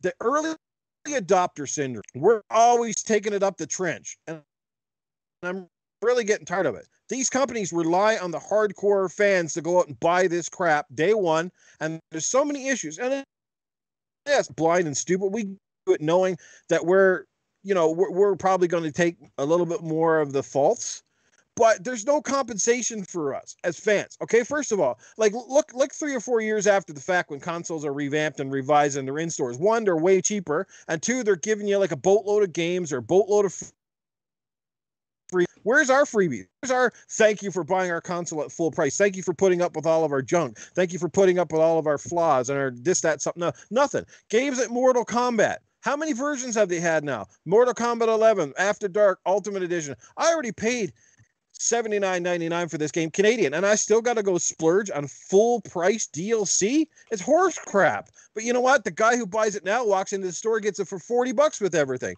Where is my discount? Why do I gotta basically be slammed because I want to buy your game early? Are we not the fans that make this product roll without us, our support, our reviewing the games and buying the games early? Is that not what moves the industry forward? The people moving the industry forward aren't the people that buy these games at $10 in the retail bin 5 years after the game's been out. The game is done. It's over. It's great. But this is what I'm saying is like these companies need to start treating their hardcore people better. And the hardcore people got to start waking up too, because we got to stop being smarter with our wallets and smarter with our purchases. There's just too many people flinging around money, and it sends the wrong message to these people. It's like we can do whatever we want and you guys will suck it up.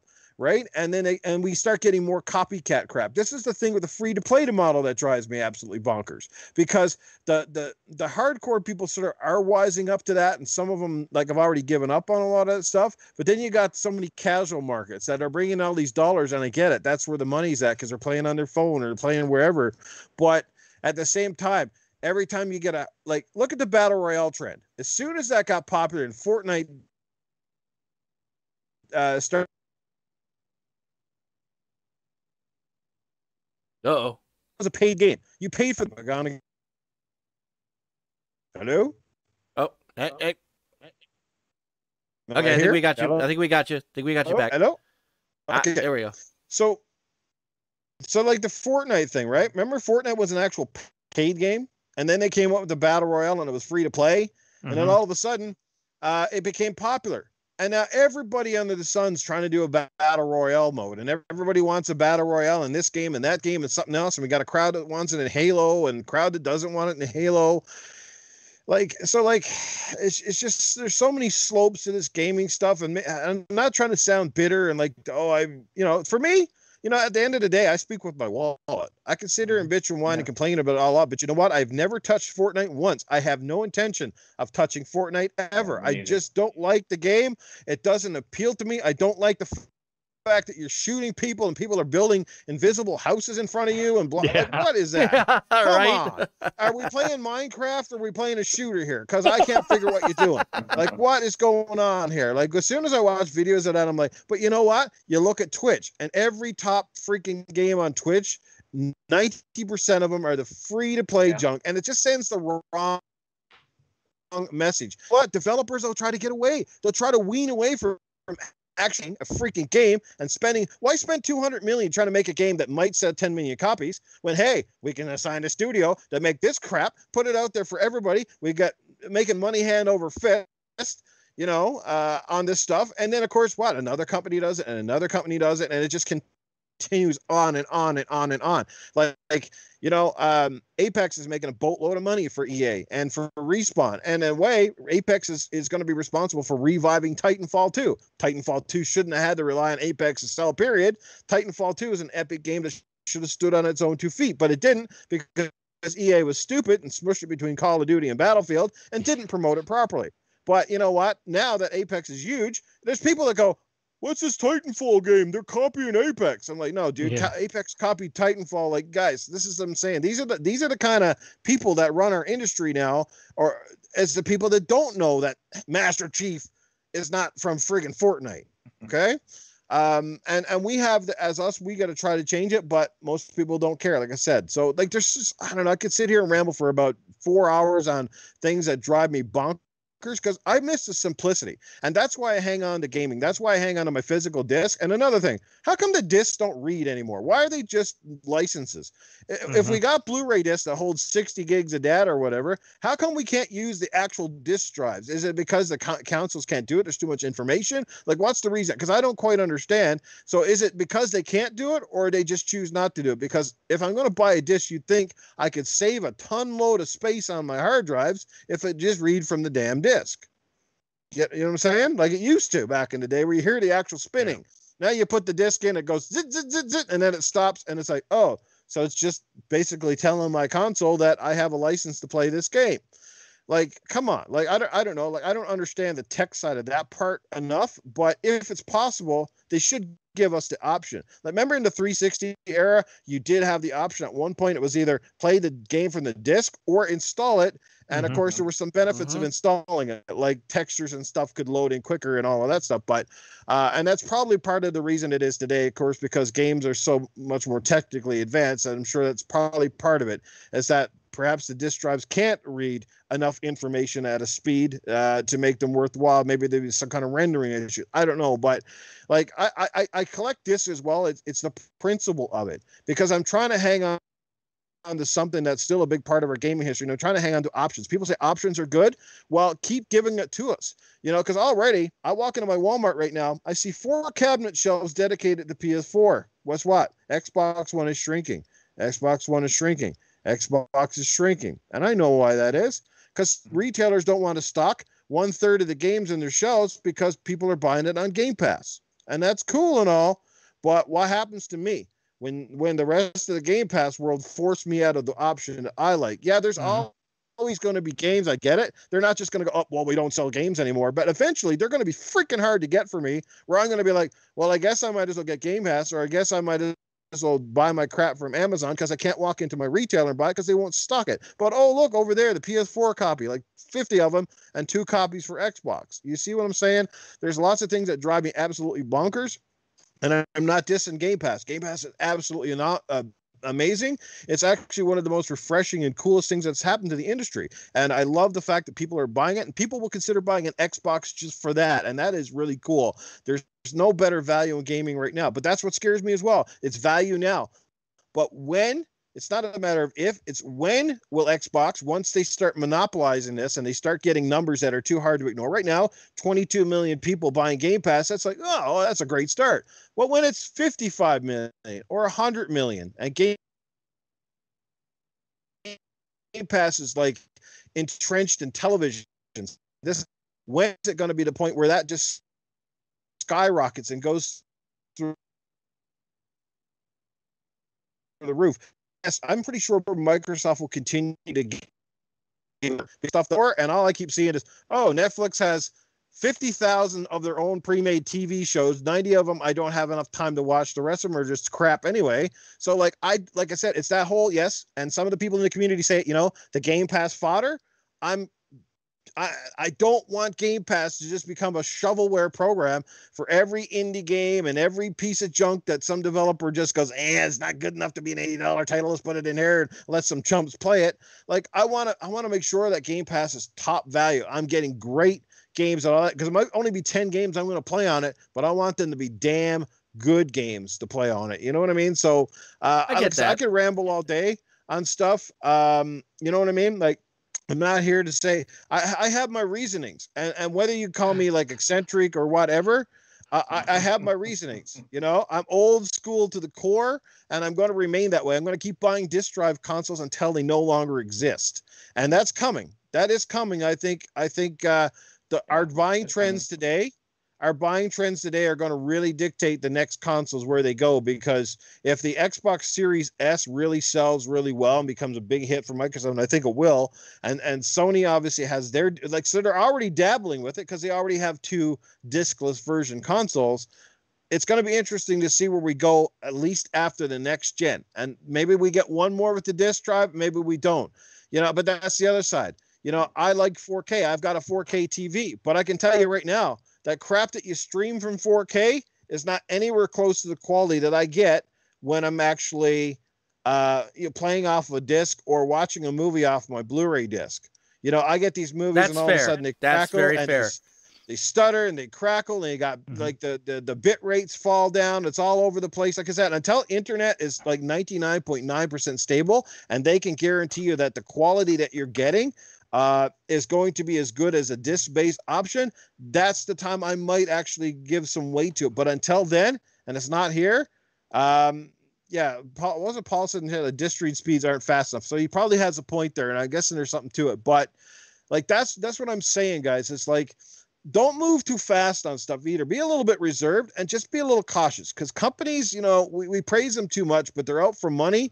And a lot of times, you know, in getting to point A, sometimes they're going to tread on a bunch of gamers down at point B. And I guess it's where you straddle the line. But lots of great stuff in the industry too. Like Microsoft is paving the way in so many great ways. I mean, they all are. They're all doing something unique. And stuff like that. I mean, like the fact that Nintendo went back to cartridges, that was kind of weird, right? And that was actually like, oh, most people are like, what, Nintendo cartridges? But I was kind of like, whoa, this is freaking cool, man. Like, you know, go old school here. Now, unfortunately, I can go into the store half the games now. You buy the game case and it says downloadable only. And like, what the hell is the point of that? Yeah. What the heck is the point of that? It's like going into the store to buy freaking condoms and there's holes ripped in the top. I mean, this is pointless. What is the point? Speaking of condoms. All right. Well, that's how I was born. There you go. Speaking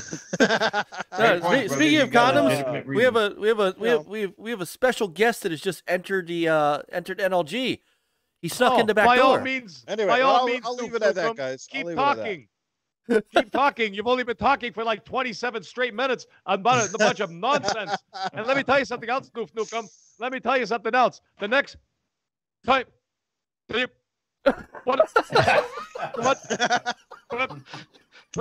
get some better internet, scumbag. Unbelievable. It was like I was listening to Morse code for the 1940s. It was like they were trying to go this. The British feeding. Beach, Normandy. Come on, Newf, get it together. Hey, by the way, speaking of that, Peter, HTK 360, you better stop drinking that UN Wu Ping beer there, okay? 2 or 3 more, you're going to be in a Chinese government sleeper cell. I don't know about that Chinese beer you're drinking. You better take it easy with that stuff. And Mike Mullis, what are you doing inviting me on a Thursday night? You know that I'm only available Tuesday nights. Thursday nights is my hooker trolling night. Unbelievable. I'm sorry, Tony. I had to ask, but quite all right. But you showed. It's okay. Think about this. At least there'll be 3 or 4 hookers that'll actually wake up tomorrow morning. So, you know, hey, you know, we'll just put it that way. You just saved a few lives, Mike Mullis. You saved a few lives. That's right. That's right. Hey, Fast Crack, why don't you sit up on your chair a little bit? You look like you're falling asleep. Unbelievable. Yes, sir. Yes, yeah, absolutely. Hey, Game Buffet.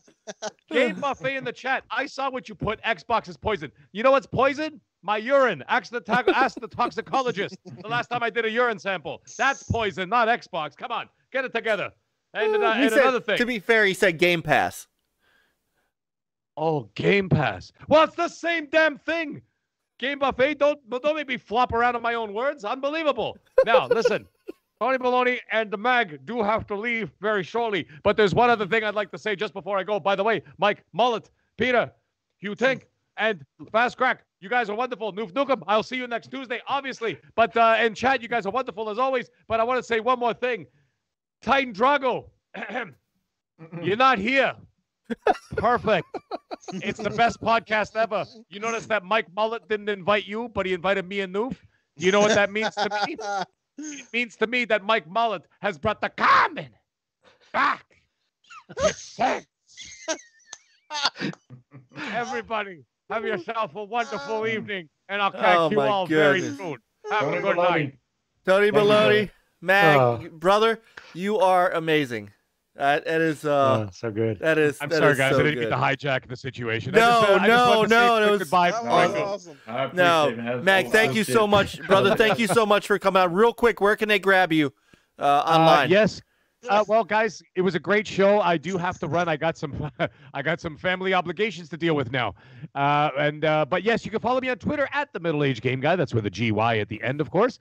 And on the Xbox Series X and on the PS5, you can follow me at all one word, all capitals, because I don't know how to be quiet. I am the MAGG. And that's all in capital letters, of course. Now, every Tuesday night, 10 p.m. Eastern. You can find me with this fine gentleman down here in the bottom left corner there as Newf Nukem on Gaming After Dark, and, of course, Titan Drago, my good friend. And on Monday nights at 8 p.m., you can find me on Primetime Gaming with Mr. Boomstick XL and friends. So, guys, once again, chat, you're amazing. Panel, you guys are awesome. I can't wait to be in the chat next Thursday night, kicking my feet up with a glass of wine and the fire going. Going to be great. Guys, thank you for inviting me, but I do have to run. Everybody have a definitely. Thank you, Mag. Yeah, Love you, brother. Yeah, thank you, man. Guys, have a great night, gentlemen. Yeah, You too.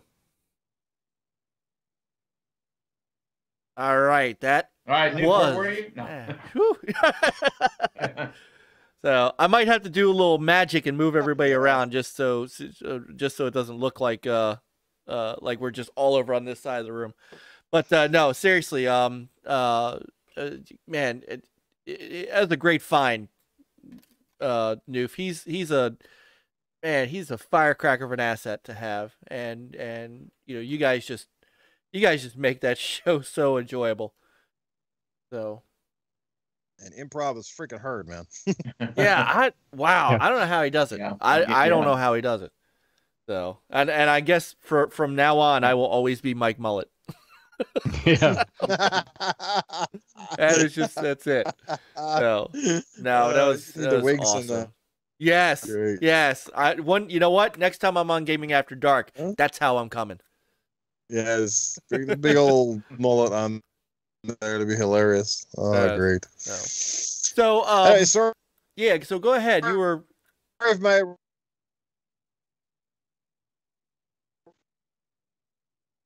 And rant went on kind of. oh, hang on. The hamsters have slowed down again. Oh, jeez, what's going on with my internet tonight? Oh, God, this is brutal. That's all right. It's Yeah, it happens. yeah. Yeah. As long as it doesn't happen on a happened. Tuesday night, right? Yeah, it's got to happen on the podcast. Yeah. Right. Yeah, that would be bad. Well, except it has happened before, though. Yeah. So. Can you hear me now? Yeah.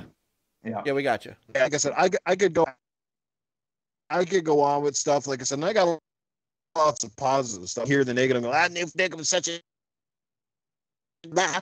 But no, it's not like that at all. It's just that I put, like I said, I am who I am, and I put my feelings out there, and I'm always cautiously, like I said, optimistic, right? I try not to jump into the pool head first until the water's deep enough, right? Our industry and our fan base is that sometimes, what seems really good at the moment, you have to be just wary that maybe it's not really good in the long haul. Maybe it's going to be amazing in the long haul, but I'm always, like I said, just a little bit cautiously optimistic, and I like the things they've done, but there's some things that I'm just like, okay, hold up here a little bit. You know what I mean?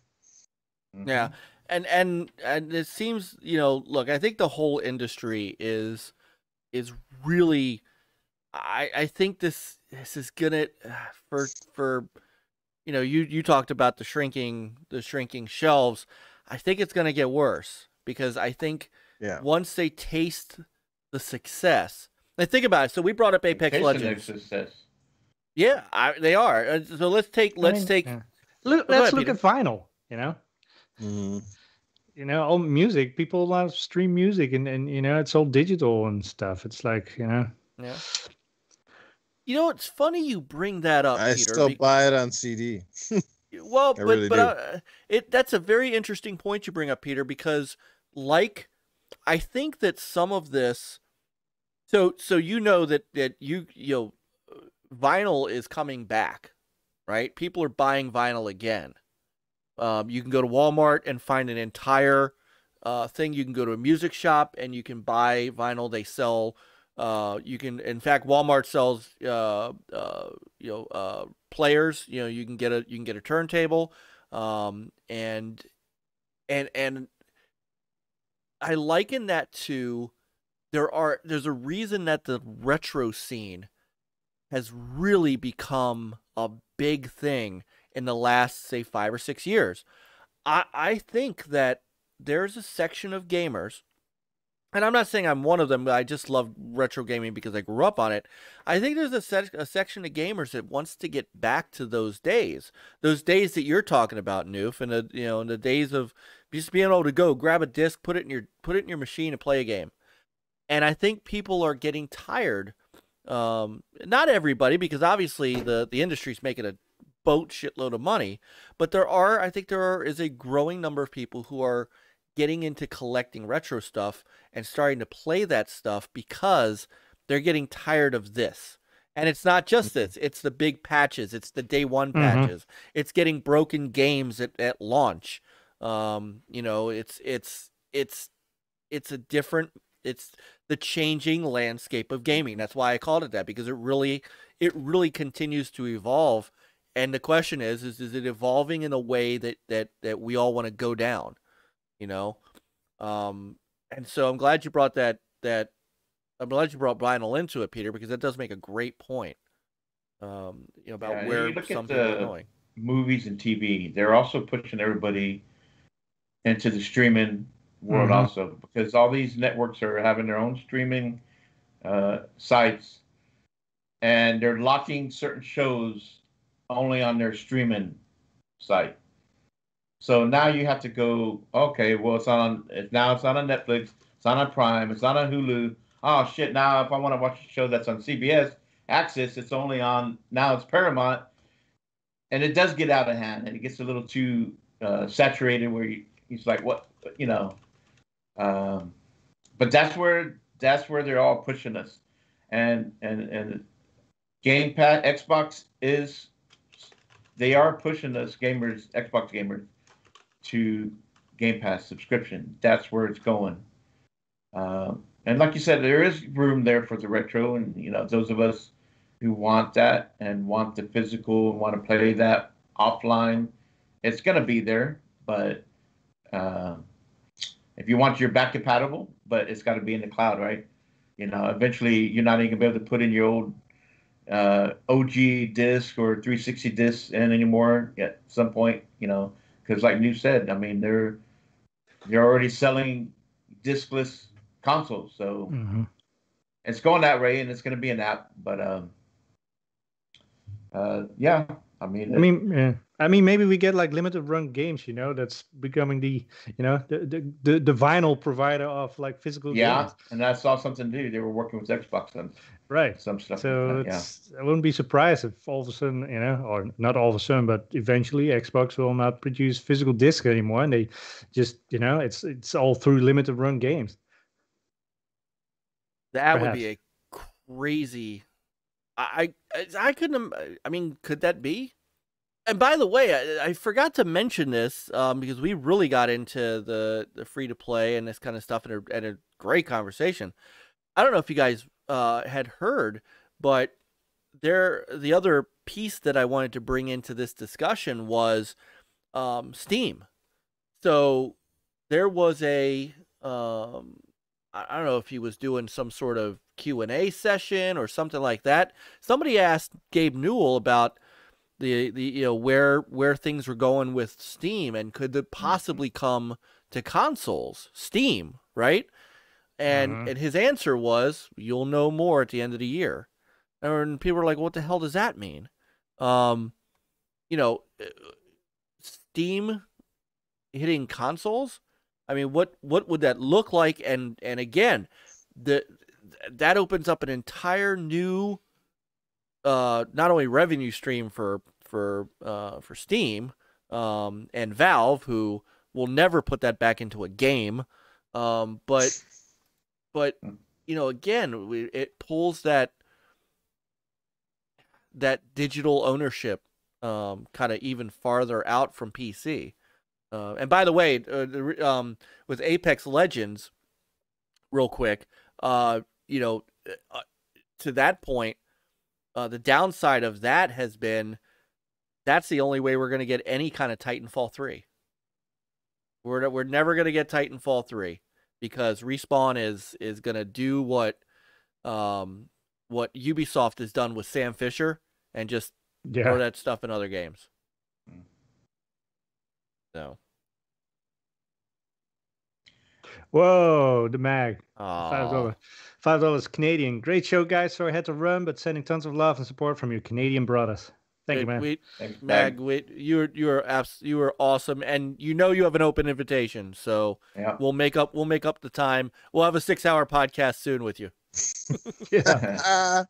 But I also want to bring up too that we're talking about how online and all that Game Pass and subscription services are being pushed on us, but let's go to television, and they're bringing out the Amico, and Amico is bringing back couch family time. There's no online about it, right? Most of the you're gonna have some physical to it, just traditional fun gaming with the family. So you do got a company there that is bringing us some of that traditional, but with a refresh to it. So shout out to them and Tommy Tallarico. Yeah. And if you say it 3 times, you might show up, but I think he's heads down. I happen to know Tommy's heads down working on stuff right now. But that's another thing. It's like, believe it or not, and Newf, you'll find this interesting. I don't know how much you know about the Intellivision Amico. I don't know how much you know about what they're doing, but that console to me is taking priority over the PS5 because it's getting back to an era of, kind of basic, fun multiplayer, couch multiplayer, right? Where you have to actually, don't get me wrong, online gaming is awesome. It's where we all get together from across the world and play. And without online gaming, I wouldn't know any of you. And so that's a great thing. But there's also something to be said for having your buddies over, my kids having their friends over, and that system is being built as a I don't want to say a throwback, but kind of like a throwback to those old days of, the games are not going to be, he's not putting big fancy RPGs and first person shooters and shit on that. He's bringing back Missile Command, and he's bringing back Moon Patrol, and bringing out games like it used to be on PC. It's called Fox and Friends. He's redoing it as Finnegan Fox.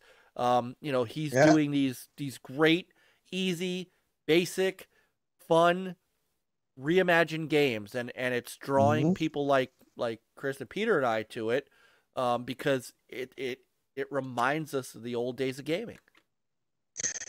Well, like for me, I don't know as much about Amico as you do, but I have been following it. I am quite aware of Tommy Tallarico and his history with gaming and his days back with Virgin and his involvement with Earthworm Jim and so on and so forth. But I mean, and his times at Victor Lucas out in Vancouver, BC, all those things. Like Tommy's a legend in this business, and I applaud what he's doing here because, like I said, Amico has to carve its own course. It's not going to go up directly with the big boys, but it's definitely going to carve its own niche. It's going to find a home alongside the big boys, and you know what? It's going to change a lot of things if people adopt it and they don't just kind of snub it because it's not Call of Duty, and it's not meant to be. I totally get where they're going.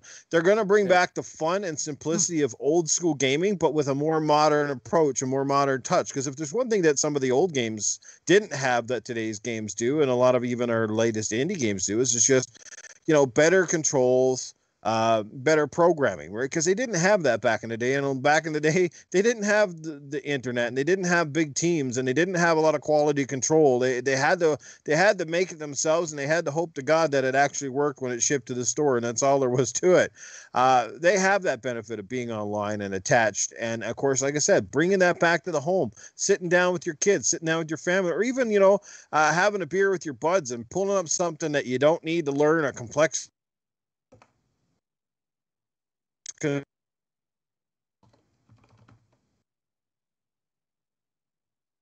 you're cutting out new. Why combinations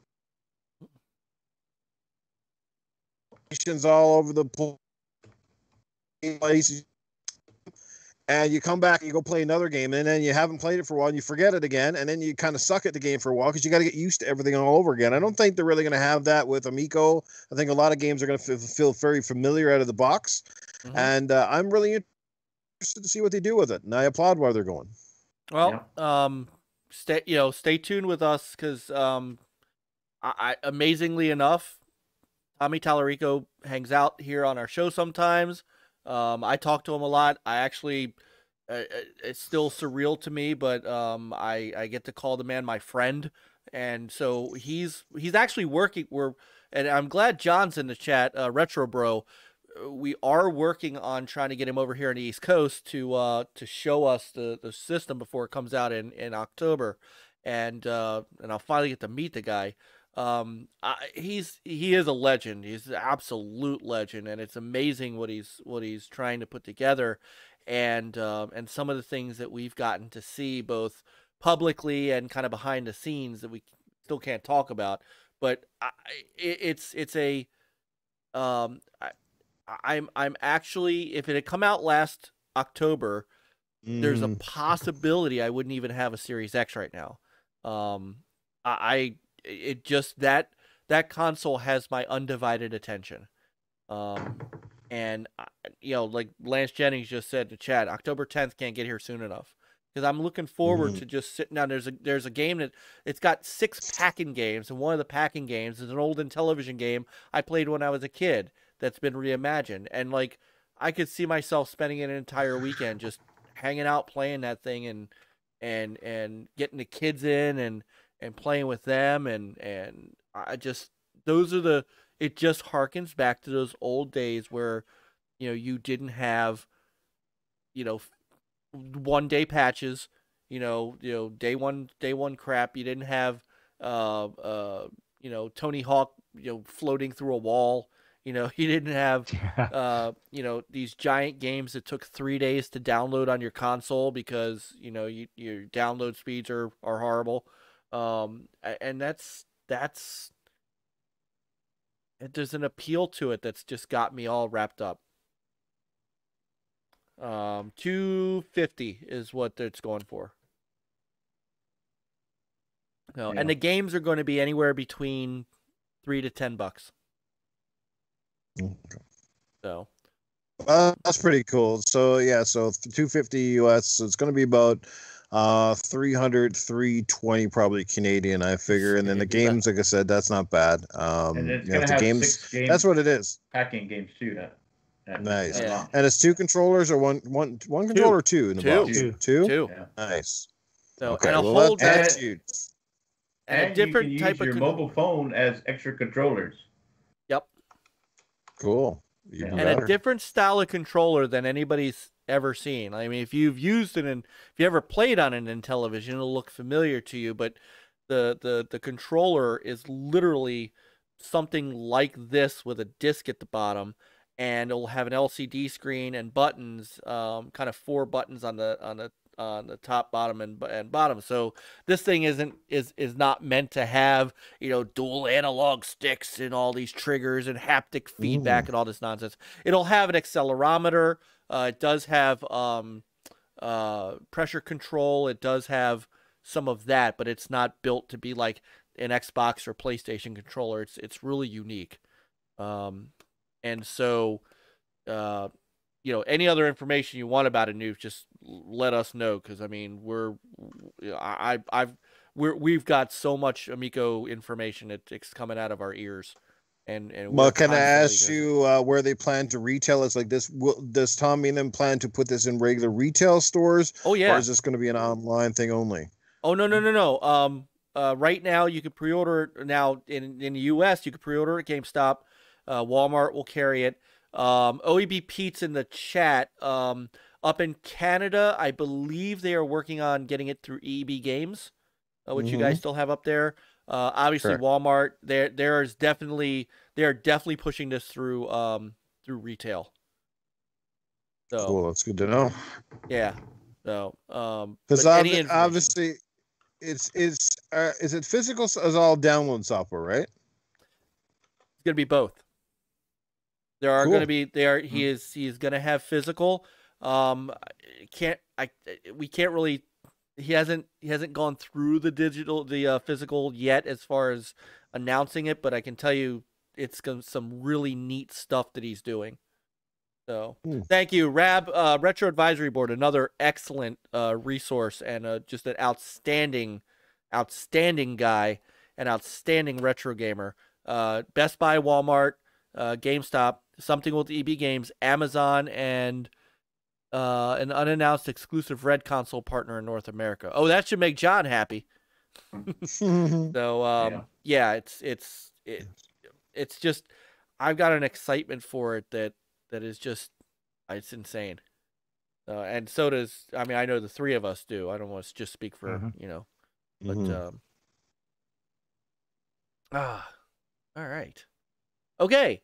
So, anything else on this topic? What? Oh, here's one thing that I want to touch on, like free-to-play games and also Game Pass. I mean, we run the risk, and we saw that outright, is that, when there are like issues with a game, it's that people basically shrug it off and saying like, oh, but it was free anyways,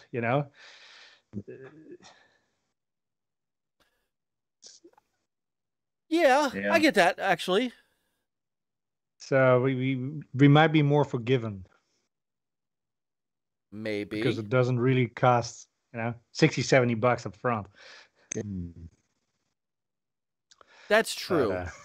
But then it costs us $500 in microtransactions. Yeah, if the game works, and yeah. But let's move to topic number 2, or should I say topic number 20? 20 years of Xbox. 20 years of Xbox. Man.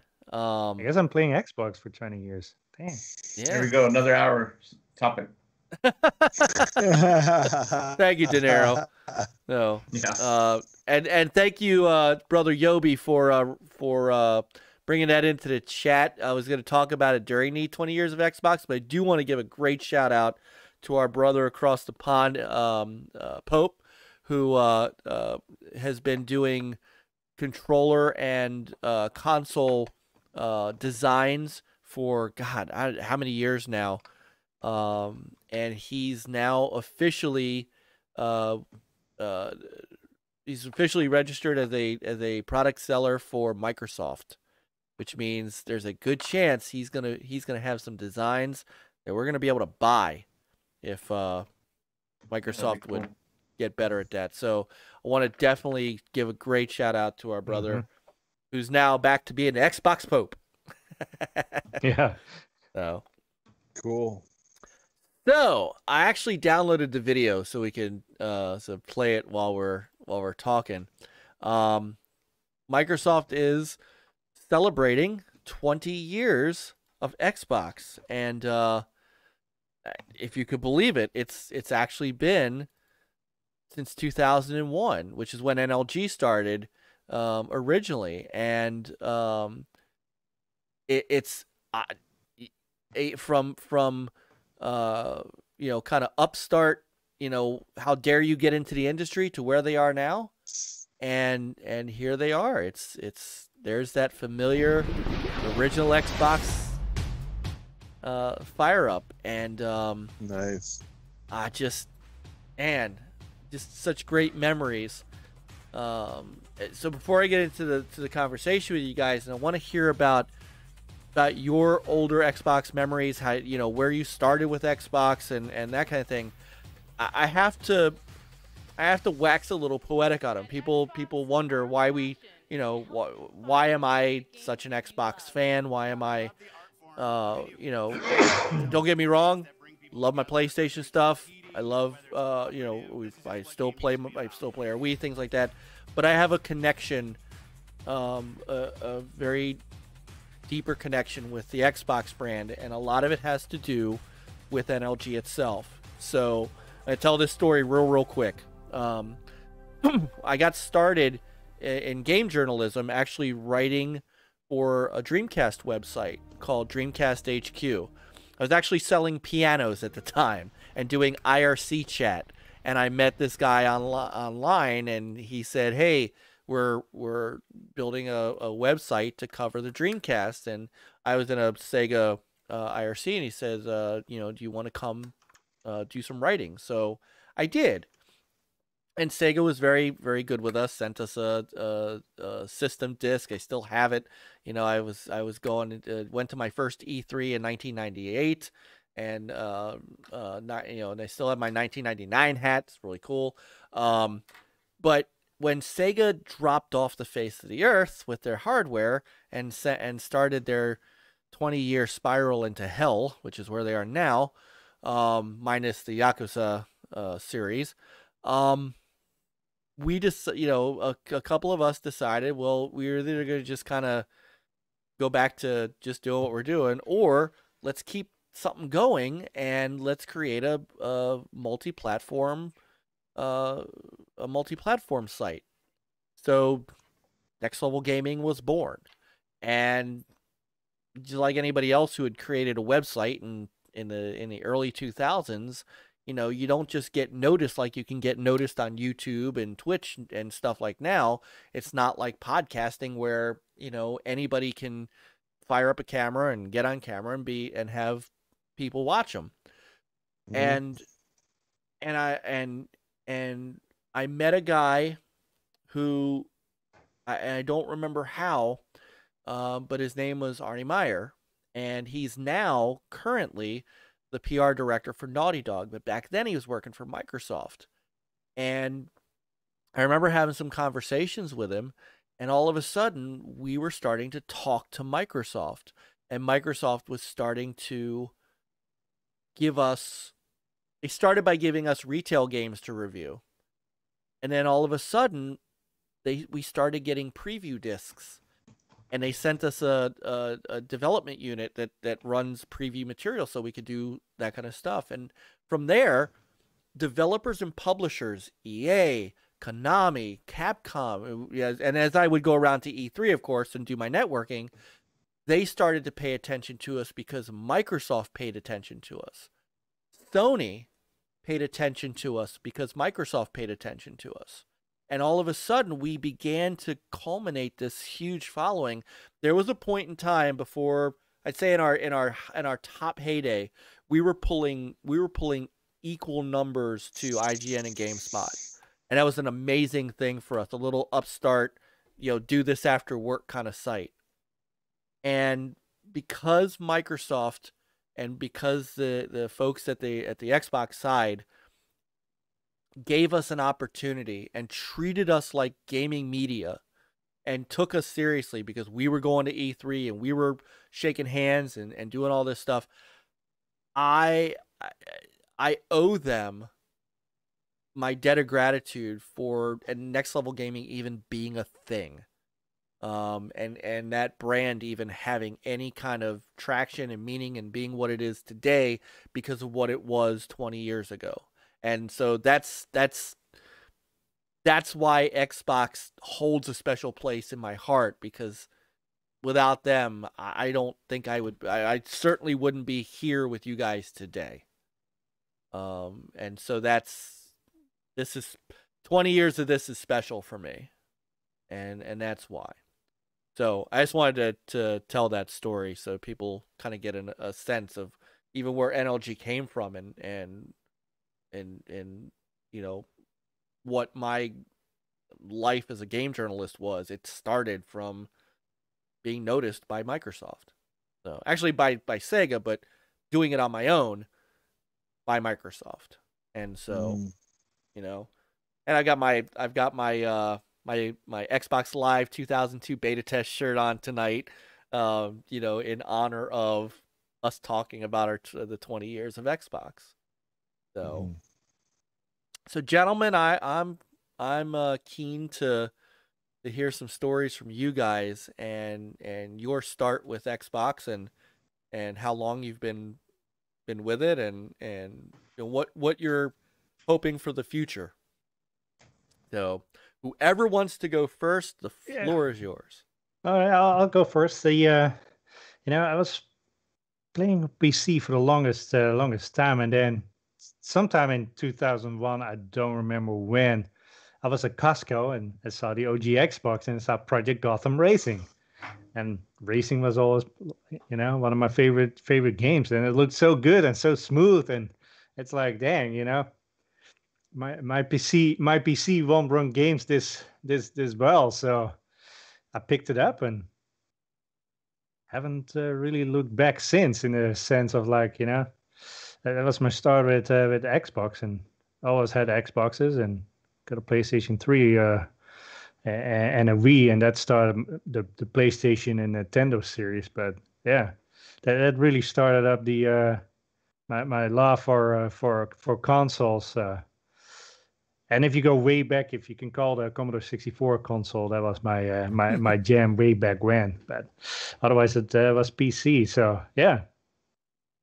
And I just love that the OG Xbox. It looked so rugged, and it's like I took the thing, like if I would go to my in-laws and stuff, I would just bring it on the airplane, and when I got to their house, I hooked it up, and we're having a good time. We were playing that console still on CRTs and yeah. I remember amazing. Like 4-player couch. Like playing Halo and stuff. And what was the other thing? Rally Sport Challenge. And so good. Yes, great game. Yes. So Still much is. fun. Still is. So anyway, archive.org, for those who may want to look it up, actually has about 500 of our pages from, this was our original design. Now, this page was first archived in 2002, but we started it in 2001. But this is where we started. See, this is kind of where we evolved into, if it this kind of thing, and then to here on YouTube. So anybody who wants to look this up, you can go to archive.org and just put in www.nlgaming.com, and there's a ton of stuff from me and from Sean Foster, who was one of our original podcasters too, and it even went back to the days when we went to New York to go. I remember when the 360 was launching, and we went to New York to go to a launch event. And there's the write-ups are still on here if I find them, but I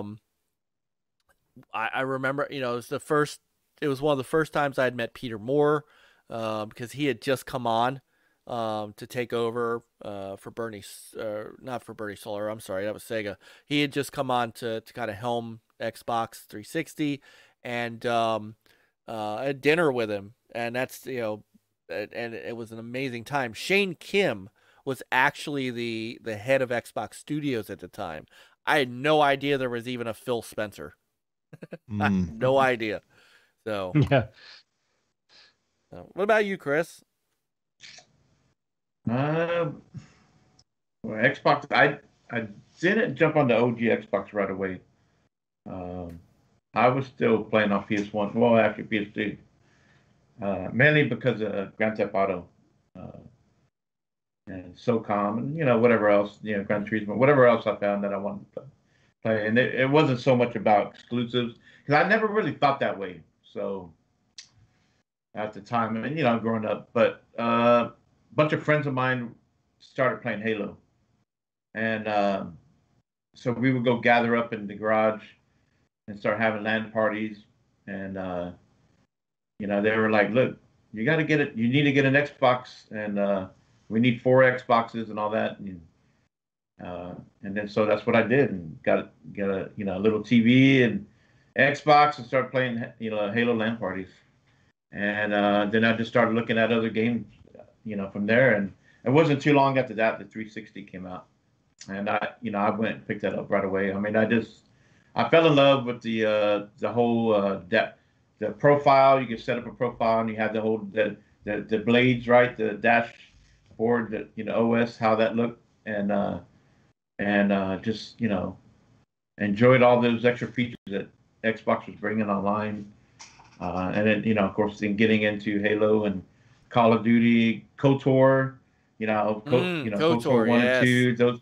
That's in my top 3. and Halo's in my top 3 as far as all time. And yeah, and you know, not only gaming with my friends that I know in person, but started meeting people on the 360, and I met a lot of cool people. And then of course when the Xbox One came around, and then I met you guys. You know, I really didn't, you know, get into podcasts and all that until Xbox One, and then, you know, the whole deal about 2013 E3. It's like, you know, wanting to understand why are all these people so negative towards Xbox. You know, because who was it that brought it up earlier? Somebody brought it up. No, you did, about the whole entertainment package, right? The Xbox One offered. No, it was Cognito. He was on a podcast earlier. You know, the feature where you can have Snap, right? Snap, you can watch sports while you're gaming, but you know, certain features like that, all that stuff that comes around, and of course on 360, you know, you have the online gaming, and then they started getting into where you can buy your games digital. So it was 360 when I really got into the digital. But I've really, you know, I've just enjoyed Xbox, you know, all the way from OG to now. And of course, you know, I love Halo and Forza and Gears, but I've always found other games to enjoy. It's never been about just exclusives for me. So, you know, yeah, we've seen a little bit of setback, and, you know, they were just throwing out money, right? Because they had to find a way to compete with the Nintendo and PlayStation brand, right?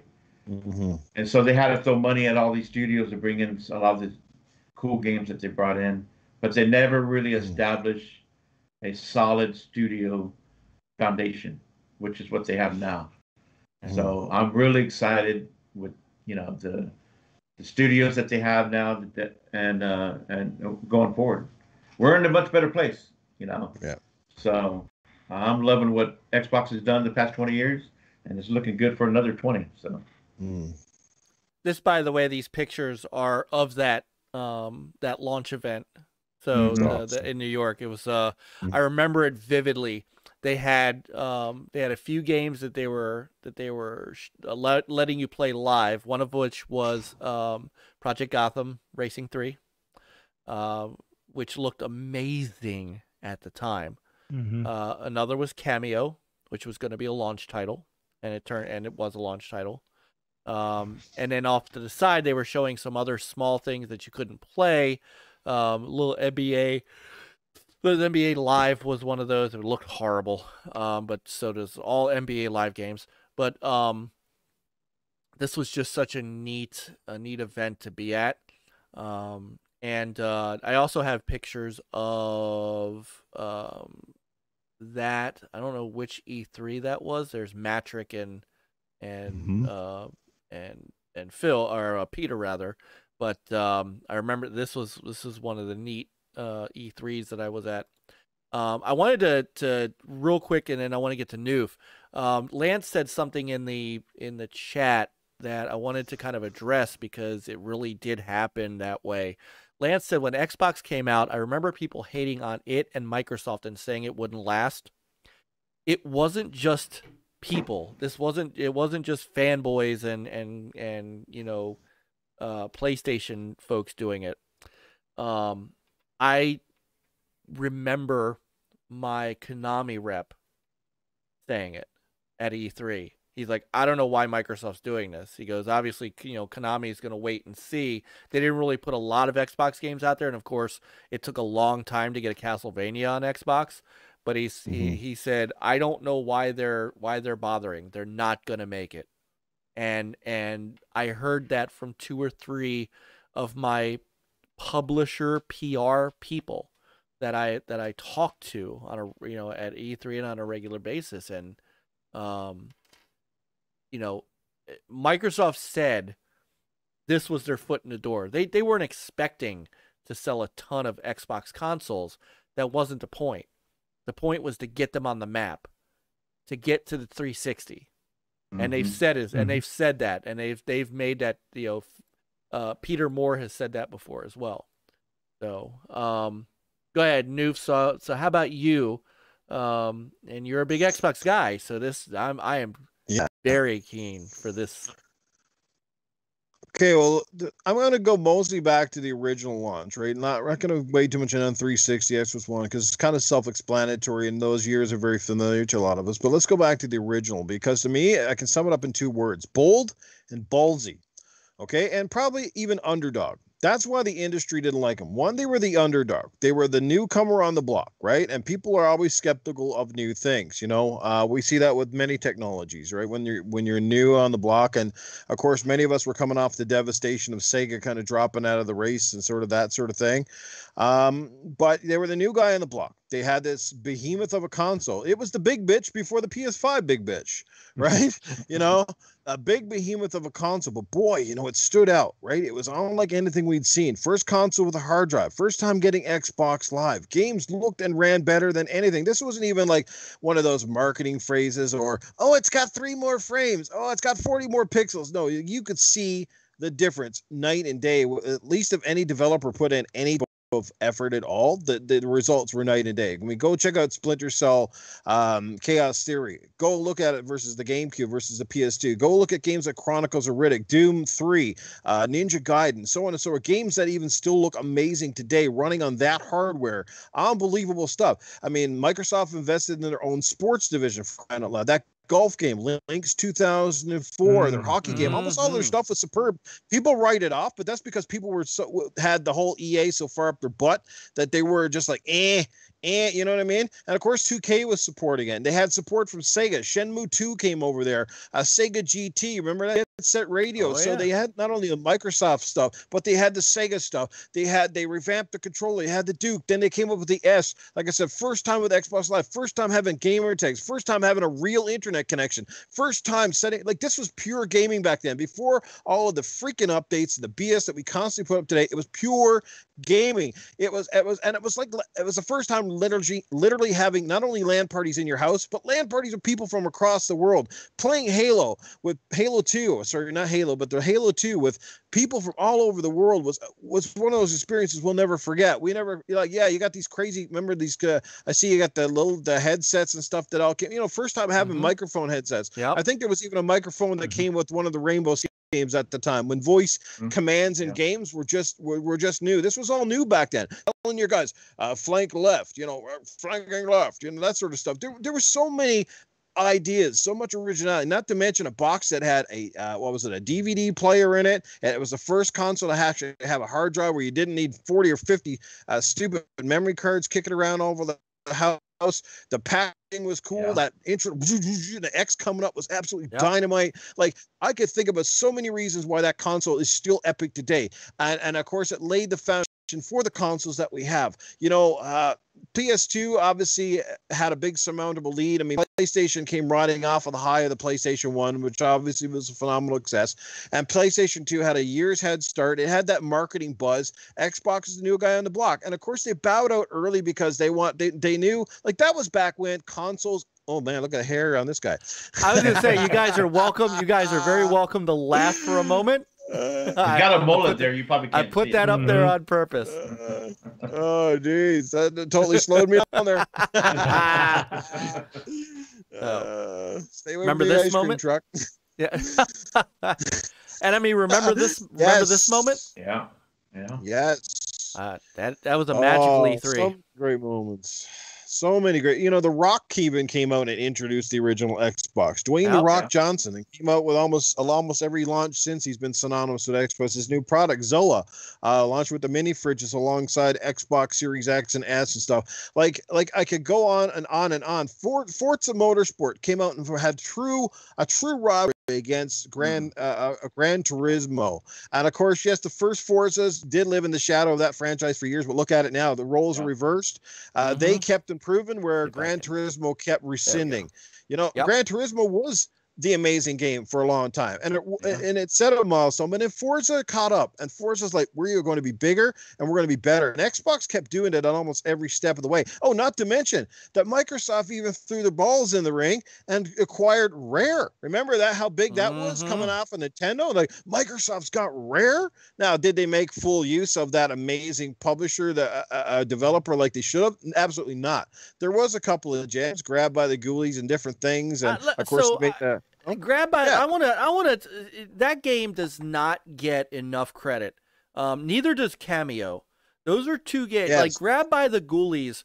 If you and for those who don't know, you could still get that today on Rare Replay. And if you haven't played it, I strongly suggest that you do. It is an underrated game of epic proportion, and in fact, Rare Replay has so many of those. Banjo-Kazooie, Cameo, Banjo-Tooie, I think, is in there. Nuts and Bolts, which you can, I know you can do that one without, but Conker's Bad Fur Day.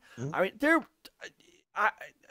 I think what it was, Newf, was Rare couldn't bring over Donkey Kong Country and those franchises that belong to Nintendo. That's right.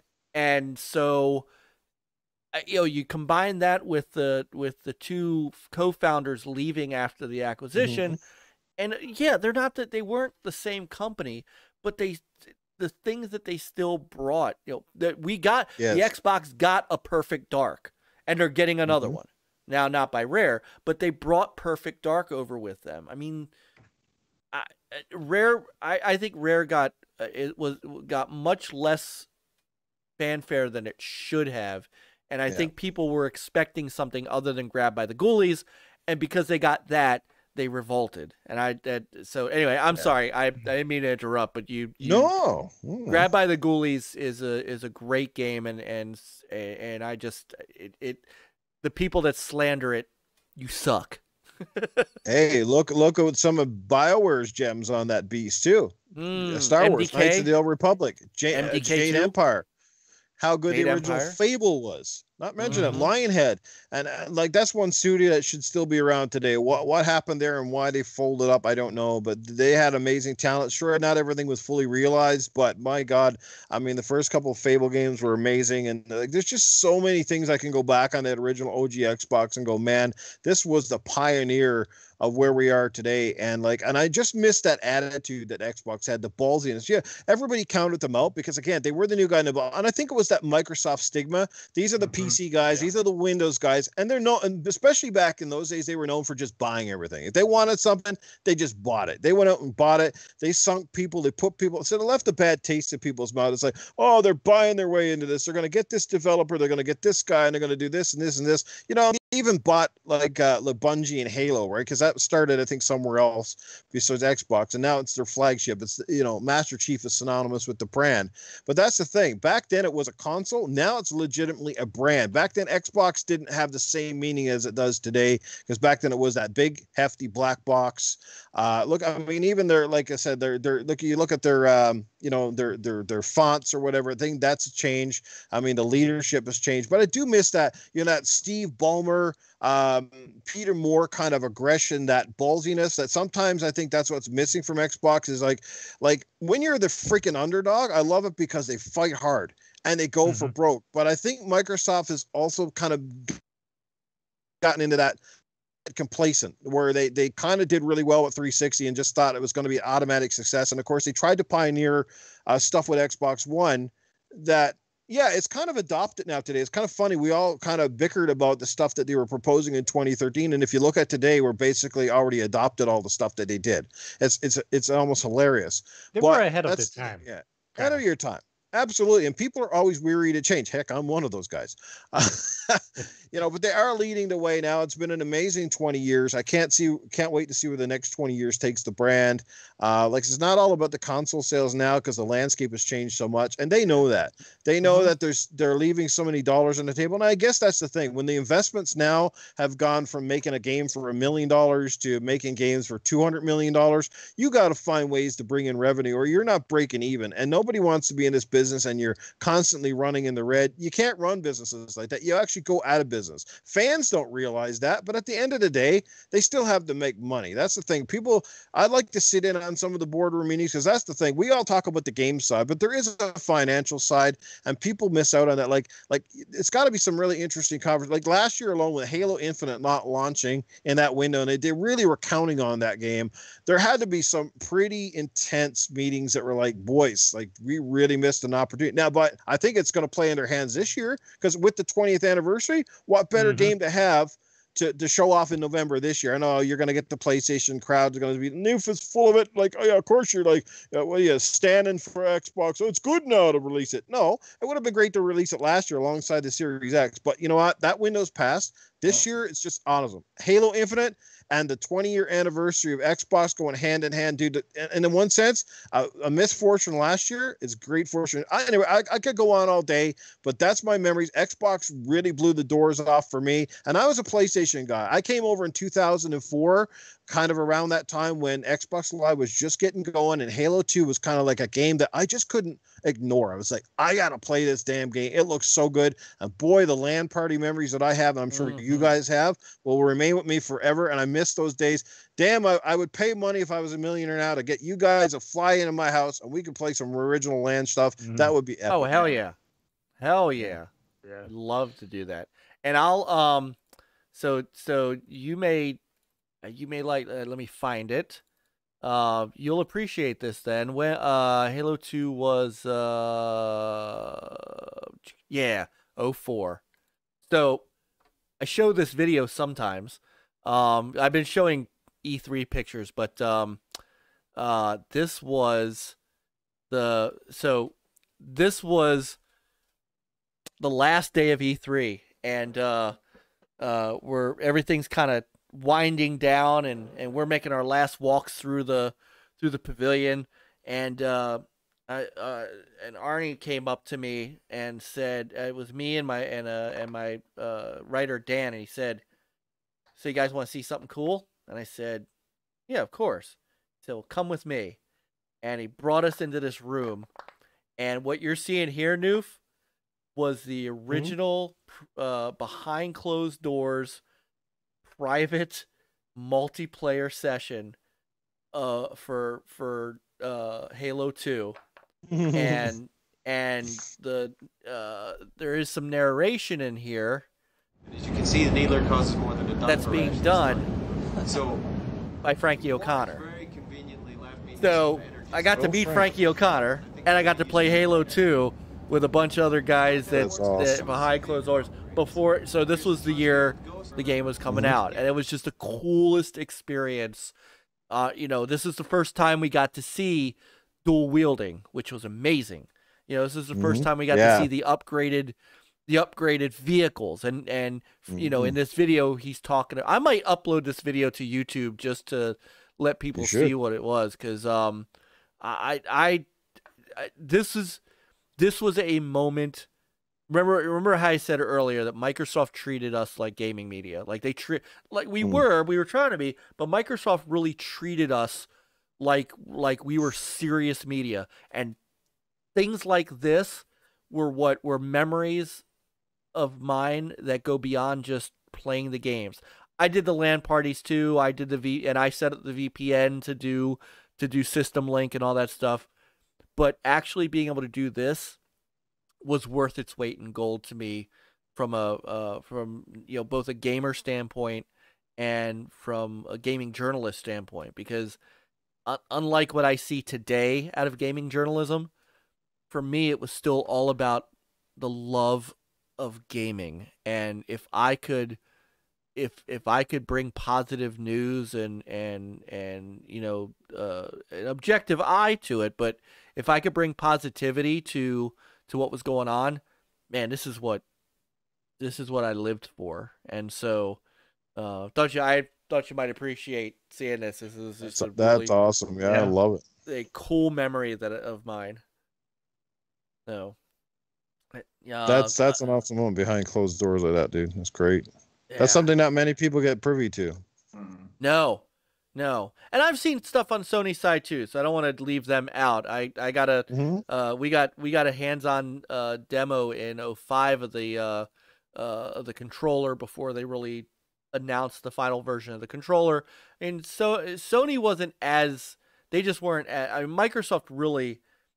They were so open and friendly with us, more so than the other two. And not to say that Sony wasn't friendly with us, but they were always more corporate, and they still are, because they're a Japanese-centric company, and Jim Ryan doesn't.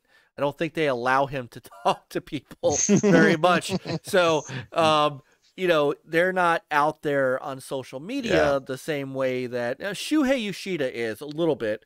But they're not out there like Aaron and Phil and Larry and those guys, and and so I appreciate. It's just an appreciation I have. Something else I'll show you. So you're mentioning some awesome games in the chat. You mentioned Dead to Rights. I'll show you something neat. Jago, brother. I feel like Dr. Evil rolling in his chair. Yeah. Dude. Those are like Crimson Skies, man. That's like fantastic. Oh man. Oh man. I wish they would do something with that franchise, like reboot it and. Wow. Well, Mech Assault. There was so many games. Oh, Mech Assault. Oh, I loved Mech Assault, especially online. Phil says he hears people talking about those. He'd love to, but So we really liked Dead to Rights as well. I think I gave it like an 88. And when they sold 1 million copies, they sent us this. I think a bunch of us got it, but it was a Namco 1 million sold, and there's a PS2, Xbox, and GameCube copy, and it says 1 million sold, and it says thanks to Next Level Gaming. This is one of my little tchotchkes of that. Nice. And Larry Herb handed this to me walking out of the E3 05, the launch year, the pre-launch year, the faceplate. So, so I keep this as a kind of treasured thing too. So I collected faceplates. I collected a bunch of them. One more. I only had the original. I never had any spare ones. Did you, Newf? Did you have any? I only bought one. I had the original Gears of War launch faceplate. Oh, I got that. That was awesome. Yeah, and I have the Superman one. Oh, it's the Superman Returns. Did you get the double pack, Chris? Yeah. Yeah, I have those. But what sucks is that when there's the that Gears. day when someone broke into my house and stole shit in here in my room, my gaming room, I had my old 360 there with that faceplate. Do you guys remember Mad Cats? We pour one out for Mad Cats. Damn, so they made everything back then. This was their E3 2006 faceplate, and I got one from them. I miss them. They made some outstanding accessories. They were easily one of my favorite driving wheel makers. No, Mike's so old he got to roll to his next destination. Yeah. Thank you, Jago. Thank you. I do feel like Dr. Evil though, a little bit in the chair, but we're gonna buy you. We'll save up our money and buy you an acorn chairlift that you can come down from the wall. Welcome to Next Level Gaming. Wouldn't that be funny? He's like, he has it attached to his wall. He goes around his fucking room. And you're just grabbing shit. Goodness. I'm gonna grab that. Just slowly coming into focus. Oh man! One of our other gaming friends. His name is Papa Pete. His moniker is, if you don't grow up by the age of 50, you don't have to. He's got an amazing wall of games, like retro and some new, but a lot of good retro stuff. And we'll like rattle off a name of a game, and dude just goes and just holds it up. It's like he doesn't even look sometimes. He knows where his shit is and just holds it up. It's amazing. No. But the other thing about the 360, I remember when I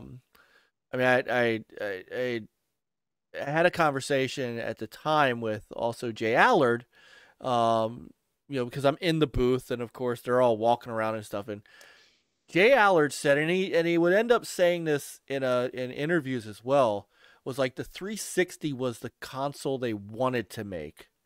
The Xbox, remember I said earlier, the Xbox, the OG Xbox, for as good as it was still just a PC shoved into a thing. It was a Pentium 3 with what, 4 gigs of RAM. I mean, it was just kind of, it was a decent. No, I mean, it wasn't even that. It was like a half a gig of RAM or something stupid like that. 512. It was 512 because right. And so, he always said, that the 360 was the console they wanted to make, but the original Xbox was kind of what got them in the door. And they still sold like what, 12 million original Xboxes, but it was, it was that got them to that point. The detachable hard drive and you started, that was the first console, I think, correct me if I'm wrong, was before the PS3. Did they come out with the model that had HDMI? Or was did the PS3 have HDMI first? I don't even remember I don't even remember the PS3 having HDMI. I thought it did. Yeah. 360 didn't have it at first though. They put it in one of the came out second or third models. The Elite had it. Yeah, that's the console that I still have. Right. Yeah. So I thought I might be wrong. The PS3 might just be component. Yeah, my Red Ring warranty updates or upgrades gave me eventually HDMI. So, no, they had it had HDMI out. Yeah. The Red Rings of Death, probably the most forgettable part of the Xbox 20-year history that I'm sure they look back today and think that, my God, we wish that never happened, because it might have been one of the biggest debacles in hardware launch history. But at the same time, it's also one of the biggest ballsy moves with what they did to be like, we're just going to replace these consoles. They took a massive loss and saved face amongst millions of customers that decided, like, you know what, because you did that for us, we're going to buy 360. Well, some people wouldn't have done that. Or sorry, the Xbox One. Some people wouldn't have done that without that. Right. Yeah. I agree. But I think we could all agree that while I've always been kind of, the Xbox One is such an anomaly to me because wrong picture. It's Jeremy, who also did writing for us. The anomaly of the Xbox One for me was that there I am. I was all in on their original plan, right? Buy the disc. The disc was an installer.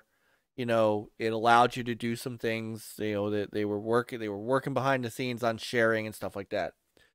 And I get that it got sideways. And it got sideways because, Microsoft made the classic mistake that happens when you're in competition with somebody. They allowed Sony to define them before they could define themselves. And then they got caught afterwards trying to figure out how to talk about what they were doing, where the PlayStation basically just said, without saying their name, this is what the Xbox 360 or the Xbox One is going to do. This is not what we're going to do, without even saying it. And so it was kind of a hard time. And Phil says this, it was a hard time for him and that whole division. I wonder, and I've often wondered this, what would have happened had they had stayed the course, had they had not flinched. Because if you look at the industry now, it's exactly where Microsoft was in 2013. It's exactly where they were. Everything that they wanted to do has just about damn near come true now. That's right. And they got flambéed for it, for saying it back then. Where would we be? Where would the industry be had they stayed the course? Yeah. Well, just like I said, people sometimes are not really ready for certain things. You know what I mean? Like, even goes for like the motion control, right? Like, I think the motion control just wasn't really ready when the Kinect came out. It was a great example of where they could take it, but wasn't quite ready. I mean, all remember the infamous Project Milo demo and the promises that, Kinect was trying to bring, but just never had enough, I guess, like they said, horsepower to really realize that. I think the current software, or sort of the hardware today, probably could. But back then it was tough because, again, it was limited to memory, and it was about price too. Like, peripherals are great to introduce, but if the prices are astronomical, it's hard to get people to buy. And honestly, that's another mistake of the 360 generation, in my opinion. I bought the HD DVD drive.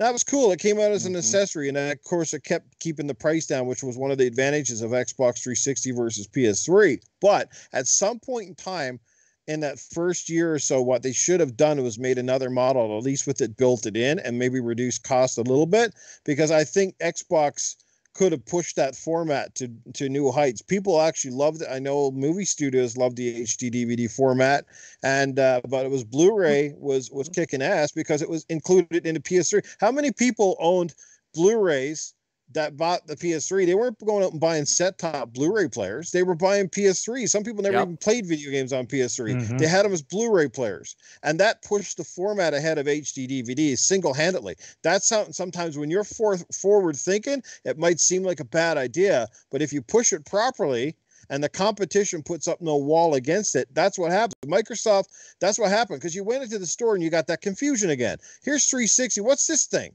Oh, it's an HD DVD player. Do you need it? No, it's not bundled in. So guess what? Another expensive add-on, which when you totaled both together, I think was near or more than a PS3. So obviously, like that's another mistake that killed that format dead in its tracks, is they just did not support it properly. PlayStation did their own blunder with the Vita. Vita could have killed it. Vita, in my opinion, is still even better than the Switch. But PlayStation, for whatever reason, came out and went, we can't compete in this handheld market. Let's just like make a couple of games and run for the hills. Like, what the frig were they thinking? Like, they should have supported that thing, and Vita could have took off huge. It was big in Japan, but over here it's like, well, where are the games? They came out with a good launch lineup, and then they just went, and then it was all pretty much just supported by like obscure Japanese stuff for the most part. Yeah, Which Sorry, is went off on a tangent. No, it's okay. It's okay. It's perfectly okay. That's and you make good points.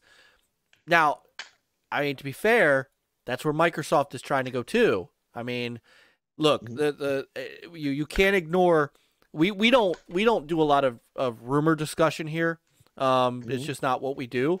But you can't ignore the rumblings that somehow, Phil Spencer is going to come out on an E3 stage, and you're going to hear. You're gonna hear Jim Ross go, "Oh my God, that's Hideo Kojima's music," and Kojima comes out and announces, he's part of Xbox Studios. He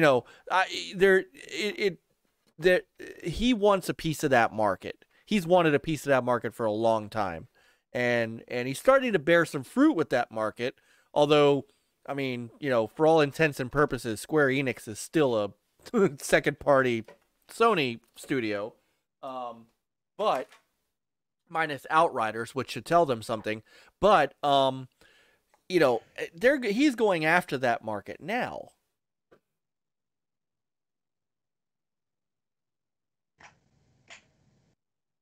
Oh, Mike went silent. Oh yeah, we had audio cutting out a few times. Yeah, we can't hear you, Mike. Yeah, what? There you go. Oh. Okay, we can hear you now. Yeah, we can hear you. We can see the lips moving, but they couldn't hear you. Well, that's sometimes it's not the worst. You must have caught my internet. Right. That or Sony's coming Hopefully after us right contagious. Yeah. Everybody gets a dose of it tonight.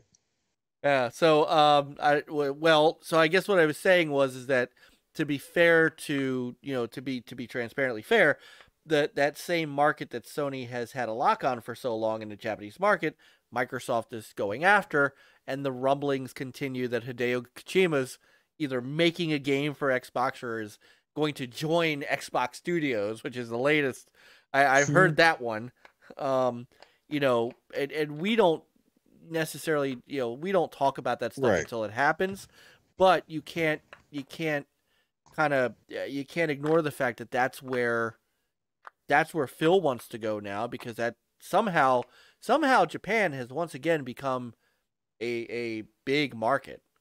Mobile, man. That's where it's at in Japan. You got to get in there with xCloud or whatever they want to call it now, being such a huge part of this landscape. It's vital that they break that market, because there's billions of dollars sitting on the table over there. That's true. Yeah.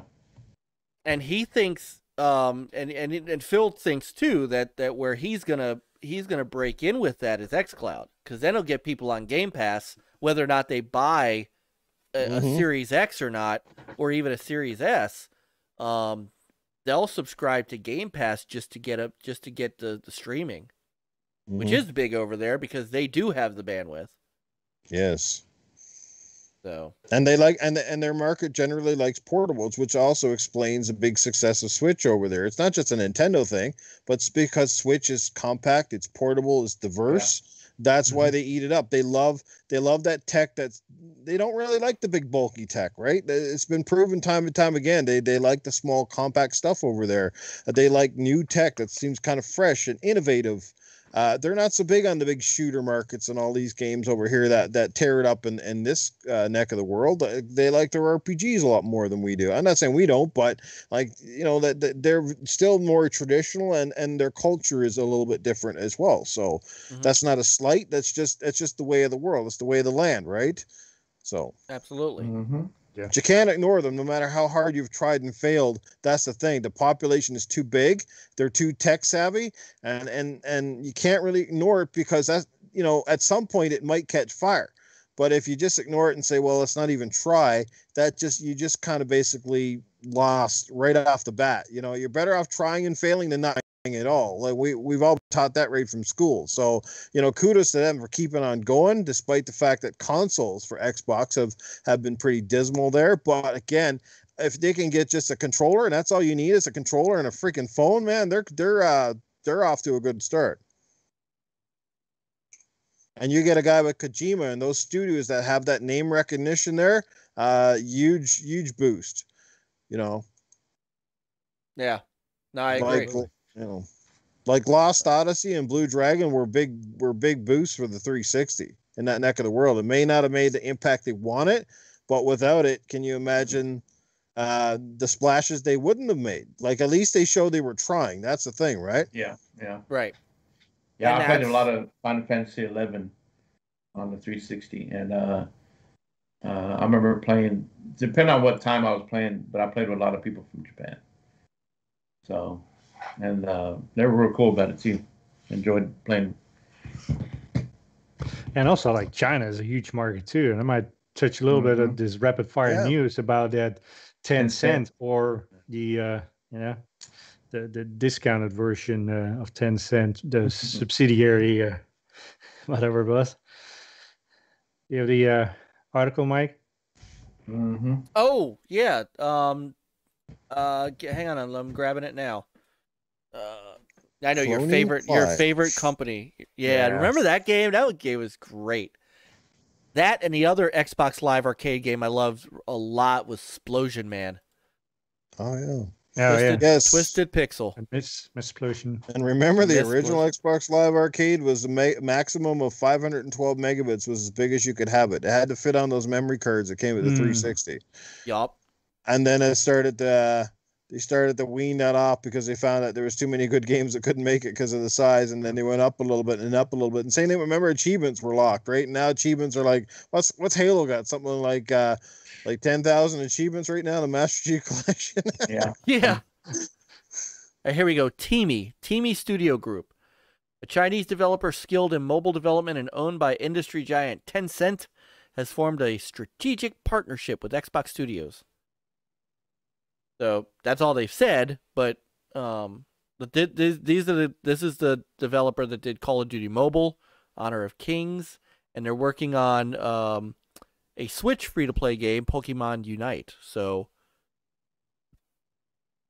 yeah, and then they had a thing on their actual website where it said, like, that Studio Group will work with Xbox Game Studios for multi-dimensional in-depth cooperation and exchanges to create superior game content and bring a new game sensory experience to the vast number of players. So what could that be? I know what you said. I know what you said earlier, and you don't toy with me. Yeah, I said Connect 4.0, but that's never. Yeah, that's not as long as Phil's in charge. So Yeah, I think it's gonna be something on mobile. yes. Yeah, I'm wondering if it's maybe a mobile device, a mobile xCloud device, something like that. Probably. Who knows? Oh. Japanese customers love their consoles the size of cell phones. Oh wait, never mind. Jago. Yeah. Oh my goodness, Jago. So that's how close I got to sit E3 2016 or 2006. And by the way, I know I've told this to Peter and Chris, so they know this, but if you don't know it, the Halo 2 tattoo, completely real. So. Oh yes. Yes, the Halo. Yeah. The GTA 4 one is not. That was not. That was painted on. But that Halo 2 tattoo was completely real. So, and there's Cliffy B, back when he was cool. Yeah. And yeah, I think I have a picture of him. He came out the next year when they were working on Gears 2, and he had a chainsaw. He had a copy of the the gun. Come on, Mullis. It's getting late for me. The Lancer? The Lancer, Yeah. Thank you. Jesus. What was it the other day I said on Retro Renegades, we were talking about Mortal Kombat, and I said, you know the guy, Lizard. It's like, you mean reptile? Yes, I mean reptile. Jago remembers that from the test. Lizard. They teased me about that ever since. Hey, here's the newest Bachelor. Oh yeah. Bachelor. Yeah. Oh, yeah. Old Gates. So, yep. This is it was amazing because that's how close I was to Bill Gates. I've never met Bill Gates, but that's how close I was. So, these were fun times. Such fun times. Yeah, it would have been great to have gone to E3 around them times. I didn't really get into E3 until the 360 days. And, you started seeing more of these gaming sites started, being there live and started more interaction and all that. There's YOBY and Infinite. Yeah. Lizard. It's crazy how things have changed, because before the internet, if you wanted to find out about games or what was happening with these electronic games expos, you bought a magazine and you generally had to wait get all this well over a month, literally, because obviously they have to get their games and the reviews and stuff. And by the time it was published and came to the newsstand, your news was probably what, a month, 2 months old in some cases. And you're just like getting it then, you know what I mean? It's crazy just to think about how it worked back then. But nowadays, and that's why the magazines couldn't keep up, because that's a disadvantage for magazine. You can't keep up with the internet because it's current and it's constant. So, it's tough on them, right? The companies would have to give you software like months in advance of launch. That's the deal. Now it's, you don't get stuff until pretty much like launch week kind of deal. No. Oh, and then a lot of that's on purpose. Purpose. Oh, absolutely. Yeah. But just reading a magazine, holding a physical, magazine in your hand is so much different than reading it on your phone or even like tablets or e-readers and other stuff. I like the physical piece. I did too. Yeah. Looking at the ads, reading it 2 or 3 times. I would read articles cover to cover and go back again and read it again. And I have some stuff memorized in my head. Remember all the ads Acclaim would do back in the days, and that's how you saw games, right? Yeah. Hold on, and pour one out for Acclaim. Oh, my brothers. Acclaim and Midway and all of these big publishers back then. Virgin Games, and there was so many different publishers back then. Yeah, right? Midway's the one that surprised me the most. That kind of fell out. I don't understand why they were on top of their game. So, Yep. Tenjin. Tenjin. You know, Data East. Yep. You know. Oh yeah, it's such great memories. So favorite magazines that you read? EGM, and then it was the Next Generation magazine, which came out really cool covers and really nice, very professional looking magazine. That came out around the time when the Sega Saturn and PS1 were coming out. I remember I think it was a Computer Gaming Monthly. Computer Gaming Monthly, something like that. Computer and Video Games Monthly, I think it was. Yep, that's it. Computer and Video Games Monthly. Yes, there was that one. There was Game Pro. Yeah, official Xbox magazine. Geez, of course, Game Informer's been around a long time. I love how Game Pro had the faces for their review scores. Yeah, Sushi X, man. Well, no, he was EGM though. Was he? Was he Game Pro? I forgot who he was with. He was always my favorite because he always seemed a lot of his views aligned with like the stuff that I like. But I love that. That's one thing I always really respected with EGM is they had the multiple reviewer system. So they'd give the game to someone that actually kind of liked the format and they would review it. But then they would get that secondary and they would get someone to play a sports game that traditionally probably didn't play sports games. So, you know, you got a balance of scores. It wasn't just always skewed one way or the other. And I kind of like that. That was pretty cool. So he was with EGM. And he's actually still on Twitter. As Sushi X. Most. There's a whole bunch though. I mean, they always had lots of editor guys come and go and leave, and some guys went on the internet stuff afterwards. So, so I never liked EGM because I was a Sega guy, and they clearly hated Sega. You could tell in their stuff. It was horrible. So I never liked them. Mine were Die Hard Gaming Magazine, and Next Generation, and then trying to remember if there was any others that I really liked. I didn't watch. I didn't read. I read Game Pro from time to time. Next Generation was probably my absolute favorite, just because it was so, as you said, it was so well done. And it was still, the content was still really well done too. They had a lot more writing, like less pictures and stuff, and less like extravagant ads. It wasn't as bright. It felt, but they had those really nice covers, and the books were thick. And especially in the early days, they would have like massive coverage and it felt professional. Like it had a very professional look, you know. It did, and it was just so different than the other magazines at the time. So, Game Pro to me was kind of almost like it was trying to copy Nintendo Power a lot. Yes. Oh yeah, definitely. And the thing about Die Hard was it was so Die Hard Game Magazine was a magazine that came out for, like, Die Hard was they were a store.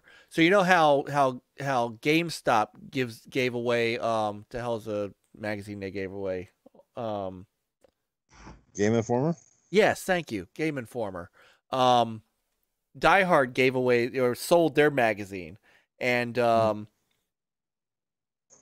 they also were selling franchises. I remember trying to get 4 or 5 people together to open up a Die Hard game store over here in Maryland, so that we could buy and sell and be in the used video game thing. And at the time, we were like, who's going to buy used video games? You know, if I had a time machine, I would go back and tell my former self to just freaking do it. Official Xbox magazine was really good too, and up here, I mean, during the 360 days and stuff, I bought that magazine religiously. But one of the problems they had with that magazine was, one, obviously, like I said, they couldn't keep up with the internet at one point. That was the problem, right? And two, remember, it used to come with all the demo discs and stuff.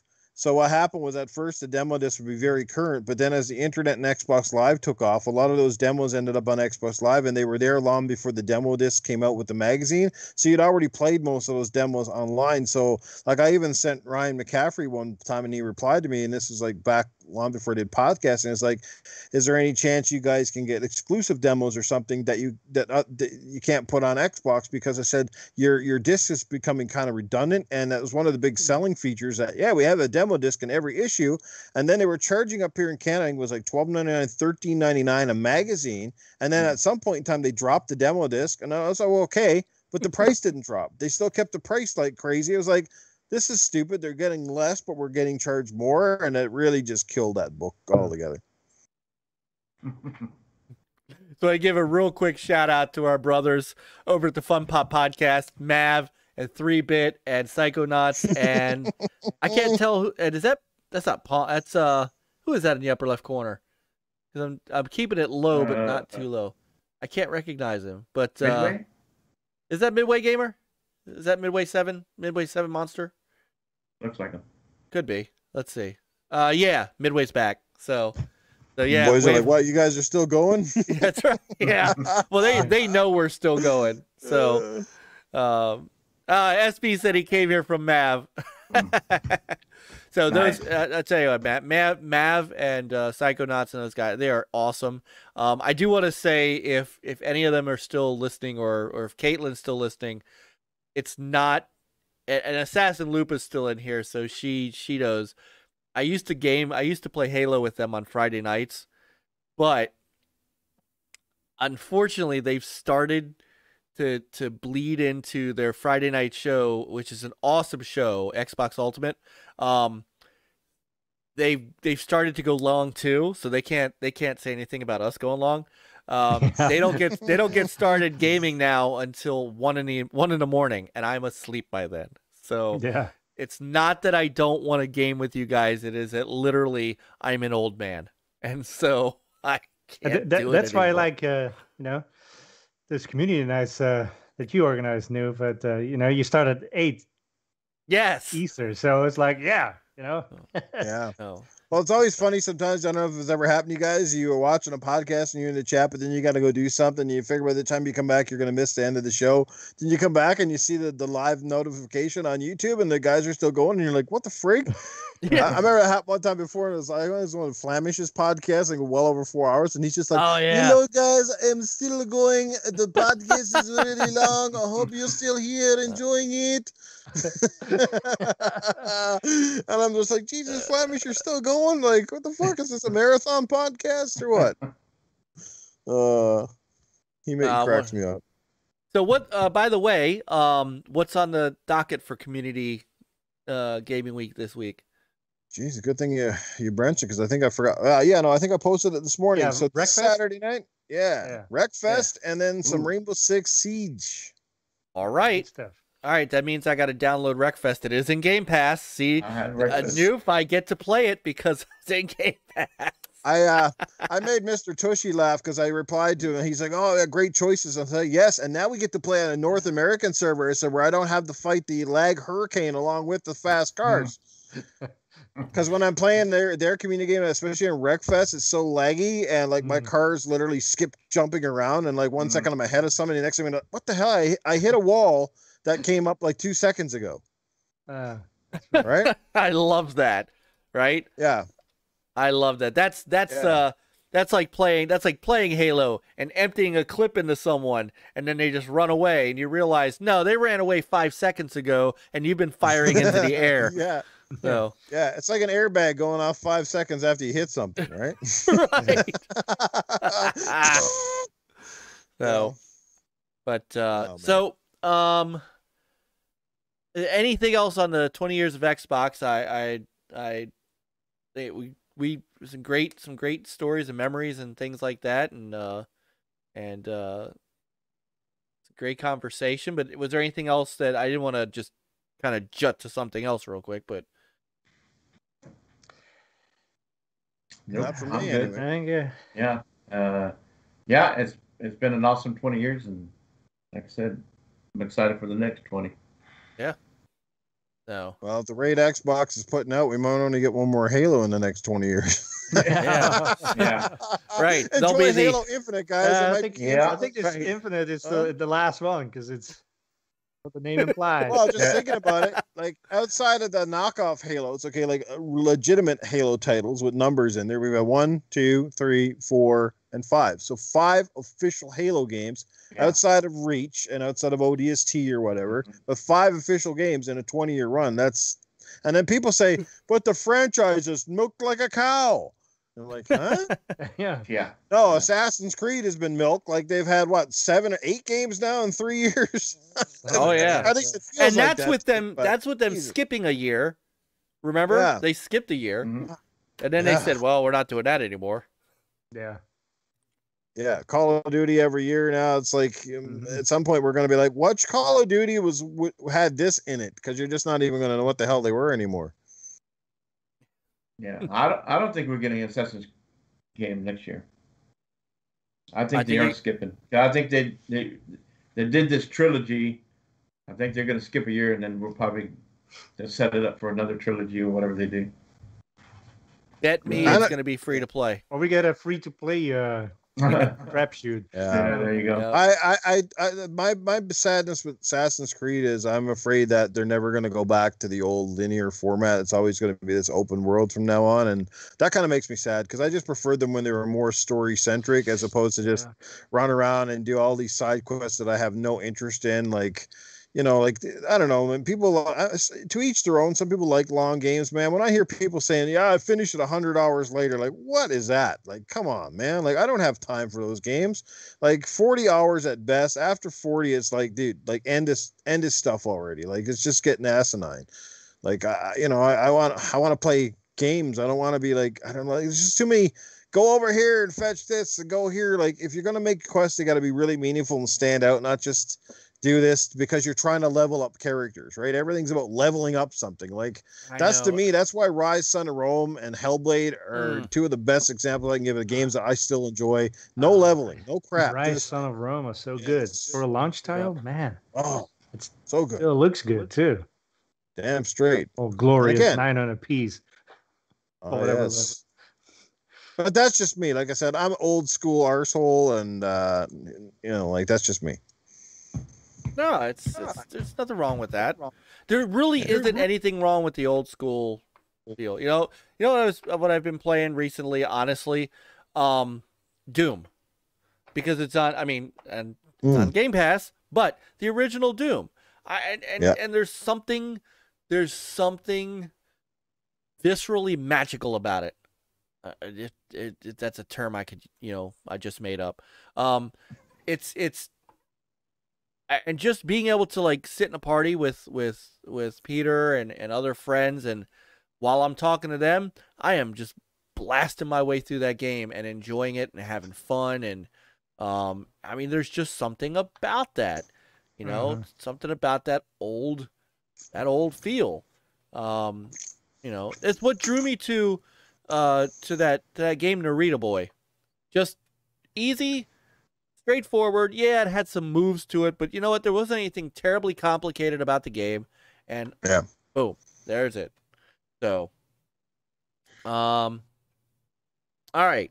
So because it is 12:18 over here, I don't know what time it is where you are. Are you east or west? Or aren't you an hour ahead? Well, I'm on the West Coast. I'm out in Mountain Time, so it's 10:18. So okay, so it's not bad here. Not bad there, but it's encroaching on the 3 of ours bedtime. Yeah. So my cats are about 5 minutes away from probably tearing something down in the basement because they're still waiting up here. So, there wasn't a whole lot of huge news out there this week, but there was 1 or 2 things that did catch my eye that in case anybody is actually they care about. Anybody played Ghost Runner? Try the demo. All right. So 505 Games bought the IP for Ghost Runner, and they've announced the Ghost Runner 2, as well as an upgrade, current gen. I guess now we call it current gen. A current gen upgrade for the original. So PS5 and Xbox Series X compatibility. What that does, I don't know. But they've also announced Ghost Runner 2. So apparently it has done pretty well. I haven't played it, So but Indie that's Gamer the parkour game, right? With the ninja Yes. sword or whatever. Mhm. did. Yeah, Indie Gamer played the hell out of it. I watched a stream of him doing it. It was really cool. So, so there was that. They're remaking the Oregon Trail, if anybody cares about that. I kind of do because my son played it. My son beat it. So, And remaking it in what sense? well, I'm glad that you glad you asked. So, with an eye towards, It's gonna be an open world free to play game. yeah. Right. So, let's see. A new spin on the Wagon Train game focuses on more accurately representing Native Americans. Okay, so it's just going to be upgraded graphics and the Oregon Woke Trail. Okay, so moving on. Yeah, there really wasn't a whole lot that was going on this week. Next month is E3, so we're gonna start getting some big news coming soon there. But really, as far as the Xbox and PlayStation, Nintendo front, I think a Dungeons and Dragons Dark Alliance, by the way, is coming to Game Pass. That's a pretty good announcement. And 4-player co-op. Yep. Finally. And PlayStation dropped 2 new colors for controllers today. Yes, they did. They had that. We talked about Xbox with the 20th anniversary. And the Embrace It group acquired some more studios. Oh yeah. Like they don't have enough. 40 something. Huh? Yeah. So hold on, let me get that because you put that. You see, where did I see that in the Discord? Hold on. So they did it through their THQ studio. Because I forget that they own THQ Nordic. Mm-hmm. And let's see. Let me grab that. Oh, while I'm getting that, Psychonauts is also out on Game Pass. I'm going to be starting. Oh yeah, the OG. Unless I played it a little bit. Unless one of you guys want to stream it, I will be happy to stream it. You can stream it. I played it a little bit, and that's it was all right. It's different. I never played it way back when, so it's an acquired experience. I will admit it is an acquired taste. So, all right. So THQ Nordic has acquired Appeal Studios, who they're working on an innovative open world sci-fi action adventure that has not been officially announced, and they have just a homepage, so this must be their first game. They acquired Kaiko, Frankfurt-based Kaiko developer who's done ports of Red Faction Guerrilla Remastered, Legend of K Anniversary, Darksiders Remastered or War Mastered, Darksiders 2 Definitive Edition. Okay, they can stop doing that now. And most recently, Kingdoms of Amalur Re-Reckoning. And its upcoming expansion, Fates Worn. So they have been purchased. And Massive Mini Team, who, let's see, THQ Nordic studio and publisher Handy Games, has acquired German-based studio Massive Mini Team. They will be fully integrated within the Handy Games organization, and I don't know anything they've done. So it says, we create indie games. Looking at their website, they have done Little Big Workshop, Spitlings, Chicken Police. Oh, that sounds Painted Red. Oh, that sounds interesting. Beethoven, Follow the Music, Squishies, and Can't Drive This. I've heard of Can't Drive This, actually. I don't know if you, Peter, Chris, you guys remember our buddies, the Fine Fins? Yeah. They played that game. So there's that. Who else did they acquire? Amplifier Game Investment acquired Frame Break, who I don't know anything they've done. They'll be developing their own games based on their own IP, focusing on highly replayable co-op experiences on platforms like PC and consoles. And that's it. So, not that that's not enough. So Yeah. they're working on trying to become Tencent. How many studios do they have? Quite a bit. Yeah, Embracer's huge. Yeah. Hold on, there's a. Let me see if there's a. All right, so Embracer Group is the parent company of many businesses. They just don't even. They don't list give them you all. Yeah, here we go. list Through their there. 8 operative groups: THQ Nordic, Koch Media, Deep Silver, Coffee Stain, Amplifier Game Invest, Saber Interactive, Deca Games. That's right. They bought Gearbox. Hello, Kitty. And Easy Brain. I remember when they bought Gearbox. So Yeah. so they are becoming. Meow. Yeah. They're Very becoming. persistent. I went up there. Gonna shut down my stream. It steps on the right. So there you go. They are the Eastern Western European version of Tencent. There you go, Peter. Yeah.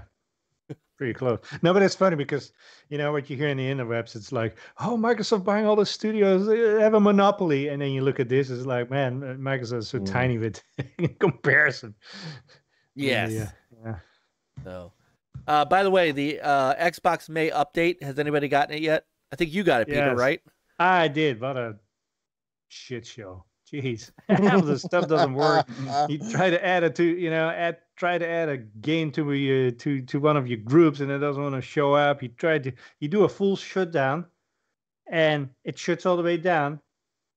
And a minute later, that thing is back running in some standby. It's like, how can it happen when I do a full shutdown and some other issues? So what I did was once again, the one finger salute, a full shutdown, and it finally stayed off, and I let it marinate overnight, and it seems to be okay today. So It's because you scolded it. apparently, I put it in its place. That's right. So, Show who's boss. real quick, Infinite says, I would love news on GTA 6. You never get news on GTA 6 because there's no such game. Doesn't seem like it. So the update, when it does work, is going to have quick resume improvements, which You know what's actually funny about the whole quick resume? I rarely use it. I 'Cause forget that it's unless there. it's 100% reliable. If it's 99.9% reliable, and I will experience that either the sound will cut out or the game doesn't save correctly and something get corrupted and I still have to restart it. So, and the consoles are so fast anyways. They start up games so quick that, I can wait 2 seconds. All right, well, here's for you then, because according to this, with this update, quick resume is getting even better with improved reliability. Yeah. And faster But load is it times. 100% reliability or? I don't know. Okay. Yeah. Almost. So they've also made it easier to identify and access games that support and are saved to quick resume. You'll see if your current game supports quick resume with a new tag. So if it supports it, it's going to be like a tag in the start and when you hit the home button, kind of like with the auto HDR and the frame and the FPS boost. Yeah. And then all those games that are in your quick resume queue will be in a new group, so that you can see all the games that are in your quick resume. So, That's nice. and then I you was can using pick quick from the- resume long before it ever existed. It was back in the 80s, when I was dating girls and trying to get a little quick resume in while the parents were still at home. Nice. That's Back the then we original. could do quick resume. Nice. Oh, I hear the ad coming quick. Pants on.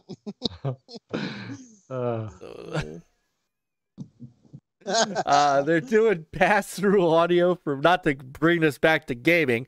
They're doing pass-through audio for media apps.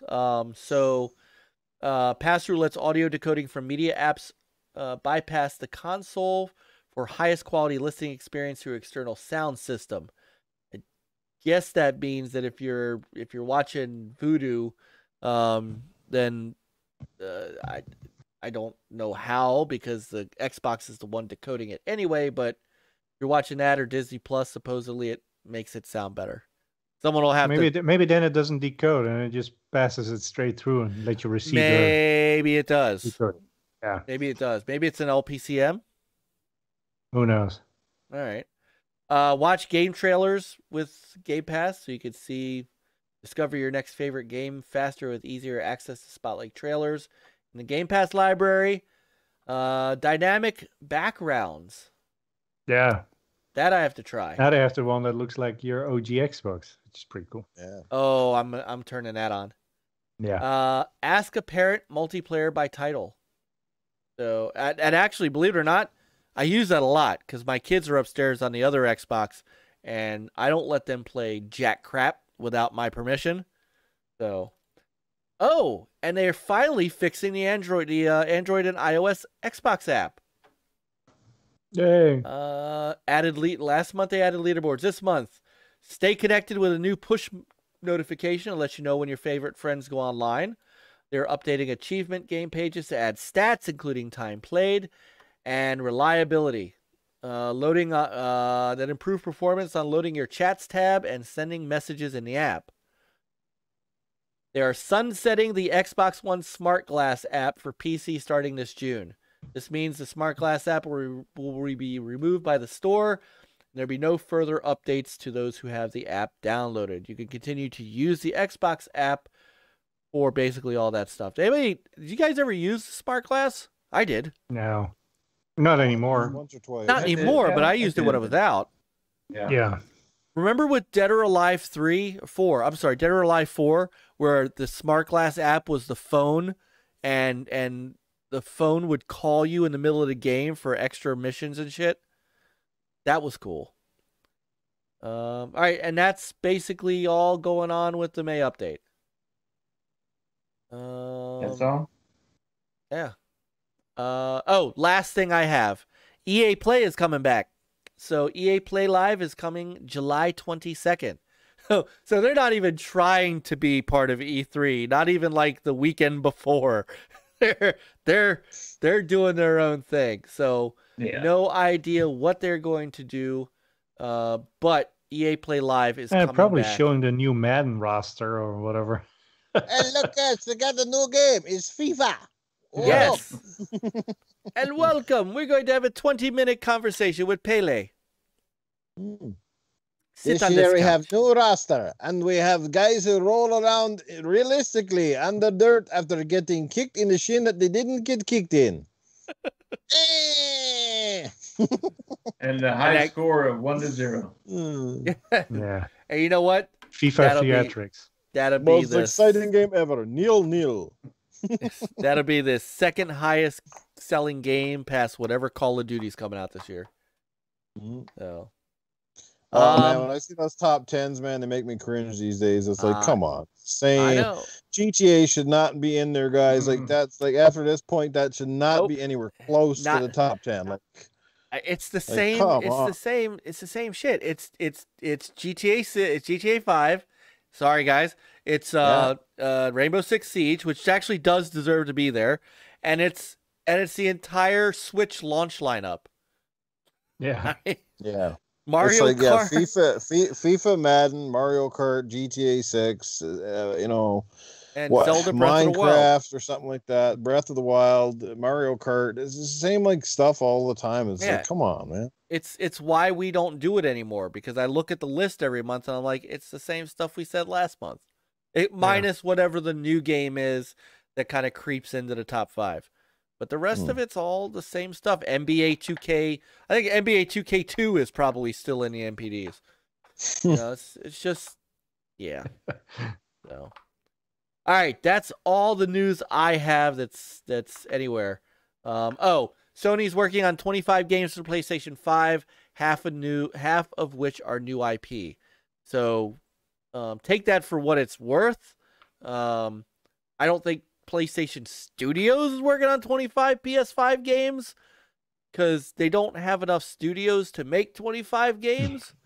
But you know, if anybody was making 25 games at this point, it would actually be Microsoft with the amount of studios they have. But Sony doesn't have that many studios. They could technically do that. So yeah, unless a couple of them are doing too. Well, that and But I mean it. Well, smaller projects, but definitely not all major AAA stuff. Right. And there's no doubt. I mean, they're putting in the time and the money to bring out quite a few games. They did good on the PS4 gen. So, but you know, like it's if you're excited for the one game that you said it was your 20 game of the year, having a brain fart. Newf. Yeah.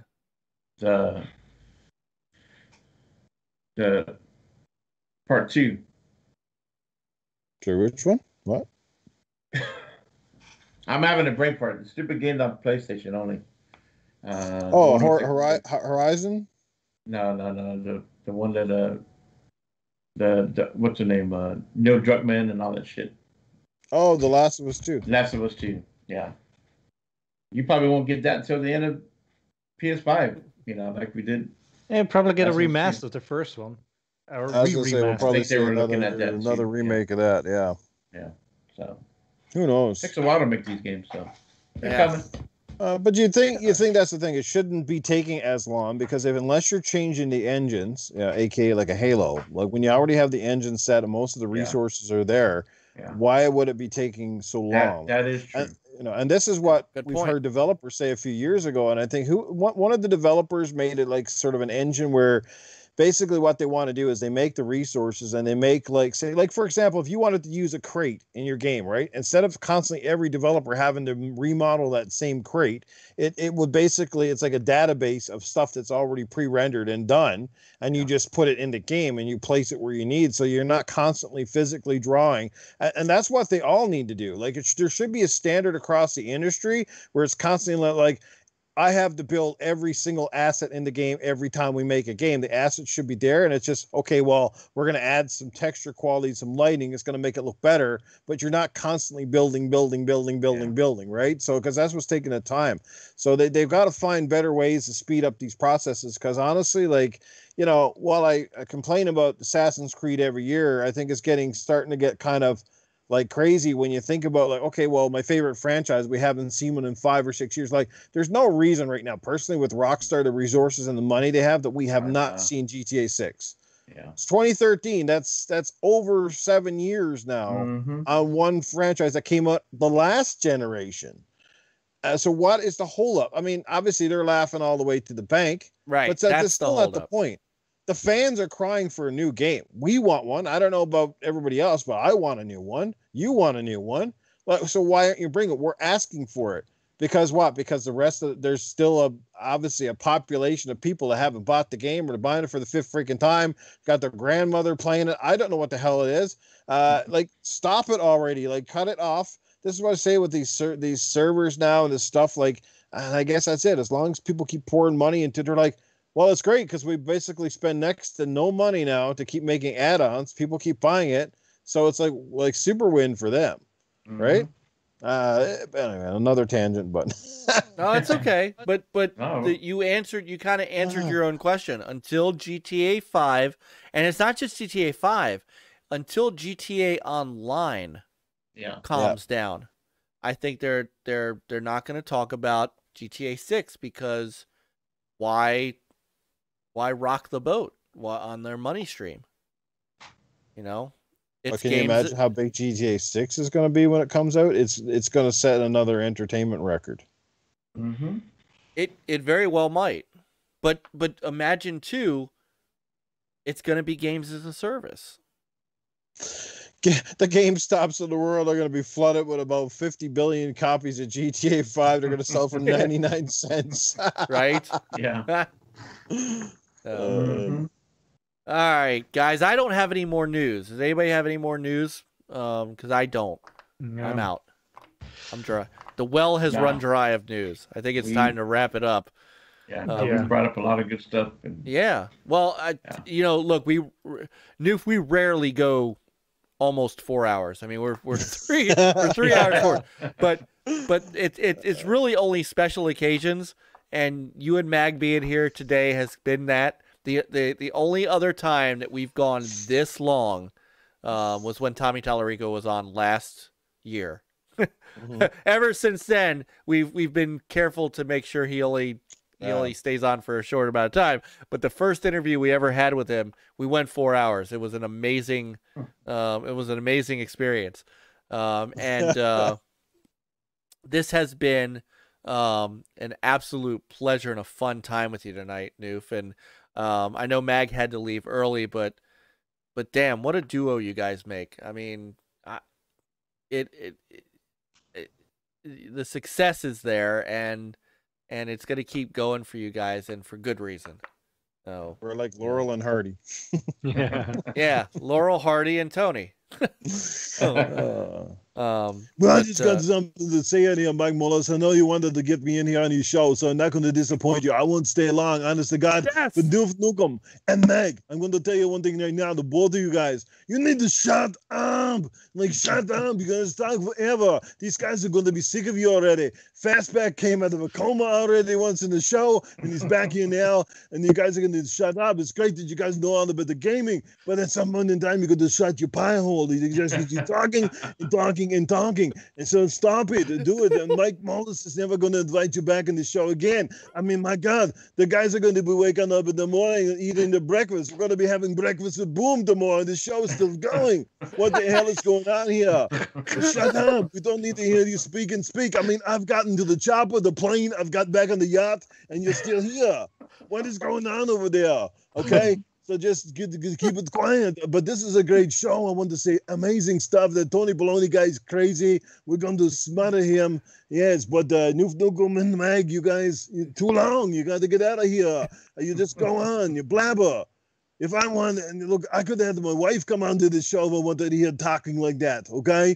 So you settle down in your hole. That's what to do. Anyway, I am done. Newf Nukem, you keep your wrap up quick, or these guys will never call you back. That's it. You'll be done, okay? Finish. When you do, get out of here. I am out of here, guys. A great time. Mike Mullis, NLG, Mr. Peter, HTK, Fastback, you guys are awesome. You're the real deal. These guys are jokers. Don't pay attention to them. Kick them off the show. And Newf Nukem, get some better internet. This is not the 80s. You're not on AOL. Get this crap fixed up, okay? All right, there's Arnold. Nice.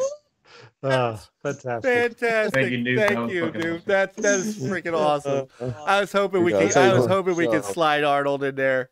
Oh my goodness. Oh man, how did you develop that voice? How did you get that impression down? Because that is not an easy impression to do. I mean, a lot of people try to do it. For me, it's just because I grew up as an Arnold fan, and I was always a big fan of his movies. And like a lot of us, I don't think there's a single kid out there who doesn't watch an Arnold movie and kind of goes, get to the chopper. Oh, we all say it, yeah. I'll be back. We all kind of do that. But I got to the point where I just did it, and then I developed it. Maybe it's just my natural speaking voice just lends well. Like I said, I can do some impressions fairly well. Some not so well, but I think we're all kind of like that. We can all do different things. Like I said, I do a pretty mean Goofy. Who was the one I did earlier tonight? I think was Bobcat Goldthwait. People say that's not bad. I don't do those very often. That's the thing. So, but Arnold, I've been at for kind of years. But trying to do it in improv is the real trick, because it's like I said, you can practice a one-liner and get it right down to almost like the science. But it's when you're trying to keep the same accent and make it believable and carry it on through a conversation and through improv, it's extremely difficult. And I'm just fortunate, I guess, that a lot of people think I do it pretty well. So, yes, you do. So, and I could just like, there are things that you guys that like you say on Gaming After Dead, all of a sudden, or things that you say in like our chat or other chats, and I hear you say it in the Arnold voice. So, I just say, "Let off some steam, Bennett." That's my favorite. That's my favorite line. Let off some steam, Bennett. That's my favorite one from Commando. And the one where he's in the plane. Do not disturb my friend. He's dead tired. That is amazing.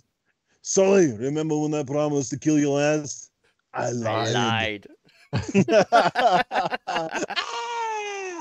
Oh my Yeah, god, that sort of shit. Yeah, that those are- movie that's was classic. amazing. It was so amazing. Yeah. Hey, if Young- you ever need me young to record Alyssa. some sound bites for you to use in the show, I'll be happy to do it because I can definitely think of one right now. And Arnold Schwartz will be like this. Enough with the updates. We really need that one every time there's like a bad update coming out. Oh, Call of Duty again. Enough with the updates. You know? Hey, I'm gonna get you and Tony Baloney to do a bumper for us. That'll be the one. I want to thank you guys all for staying here. You are watching the original Next Level Gaming podcast right here on YouTube. Fantastic podcast. Great chat. You're awesome. Stay awesome. Peace out. Nice. I'm clipping that. I'm clipping that. Oh. All right. So it is 12:46. You saw me yawning earlier. And I know Chris, you have to work tomorrow? Mm-hmm. Oh, it's you're gonna be hurting. Yeah, I'll do it. So, but Newf, seriously, it is absolute 100% pleasure having you tonight. You're one of the goods. It's great to chop it up with you, and again, it's almost like the news sort of said, "Oh, Newf's coming on NLG. Why don't we drop some Xbox stuff?" It was great, and so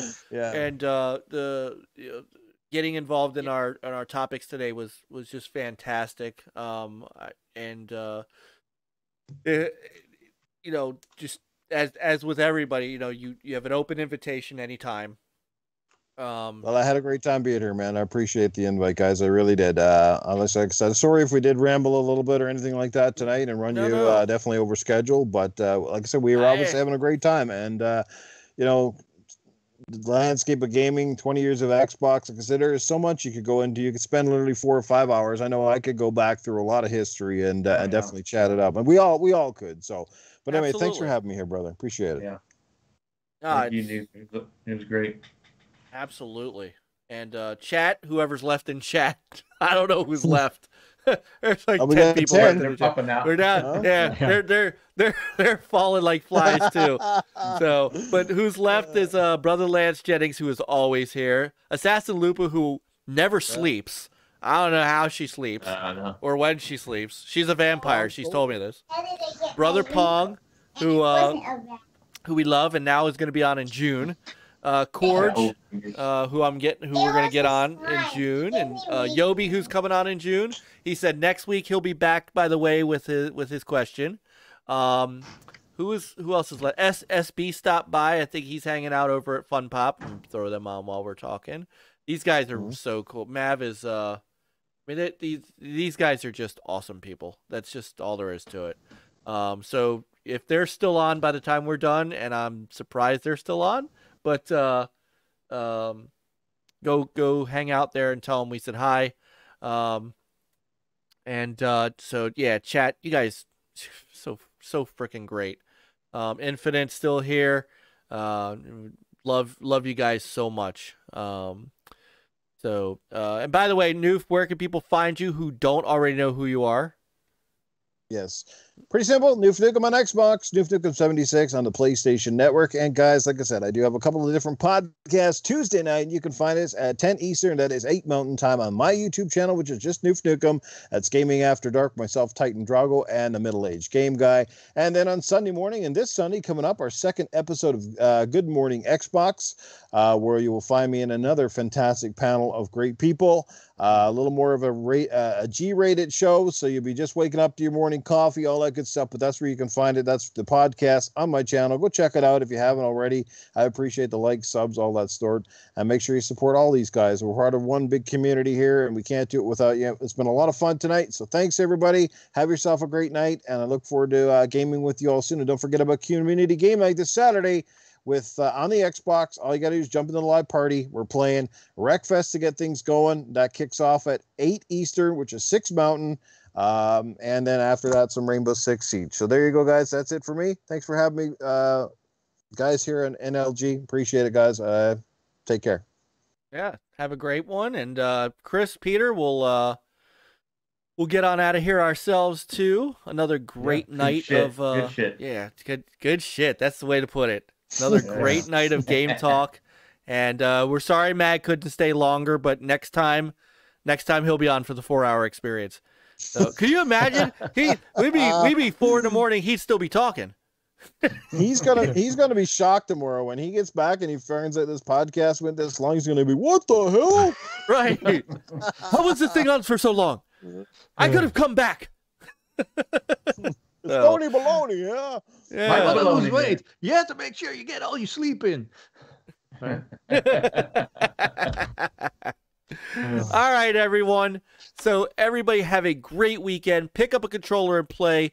Jump in Saturday night at 8 p.m. for community game night with Newf and the great community, Wreckfest, and what was the other one? Wreckfest and Siege and Rainbow Six Siege. And come hang out. You might see us. If I'm not playing Outriders with AssassinLupa, because I keep forgetting to do that because I'm a bad person. But anyway, pick up a controller and play. We'll see you guys next Thursday night with AssassinLupa as our special guest. She'll be here hanging out with us. And everybody have a great weekend, great week. Play on, gamers. Come on, guys.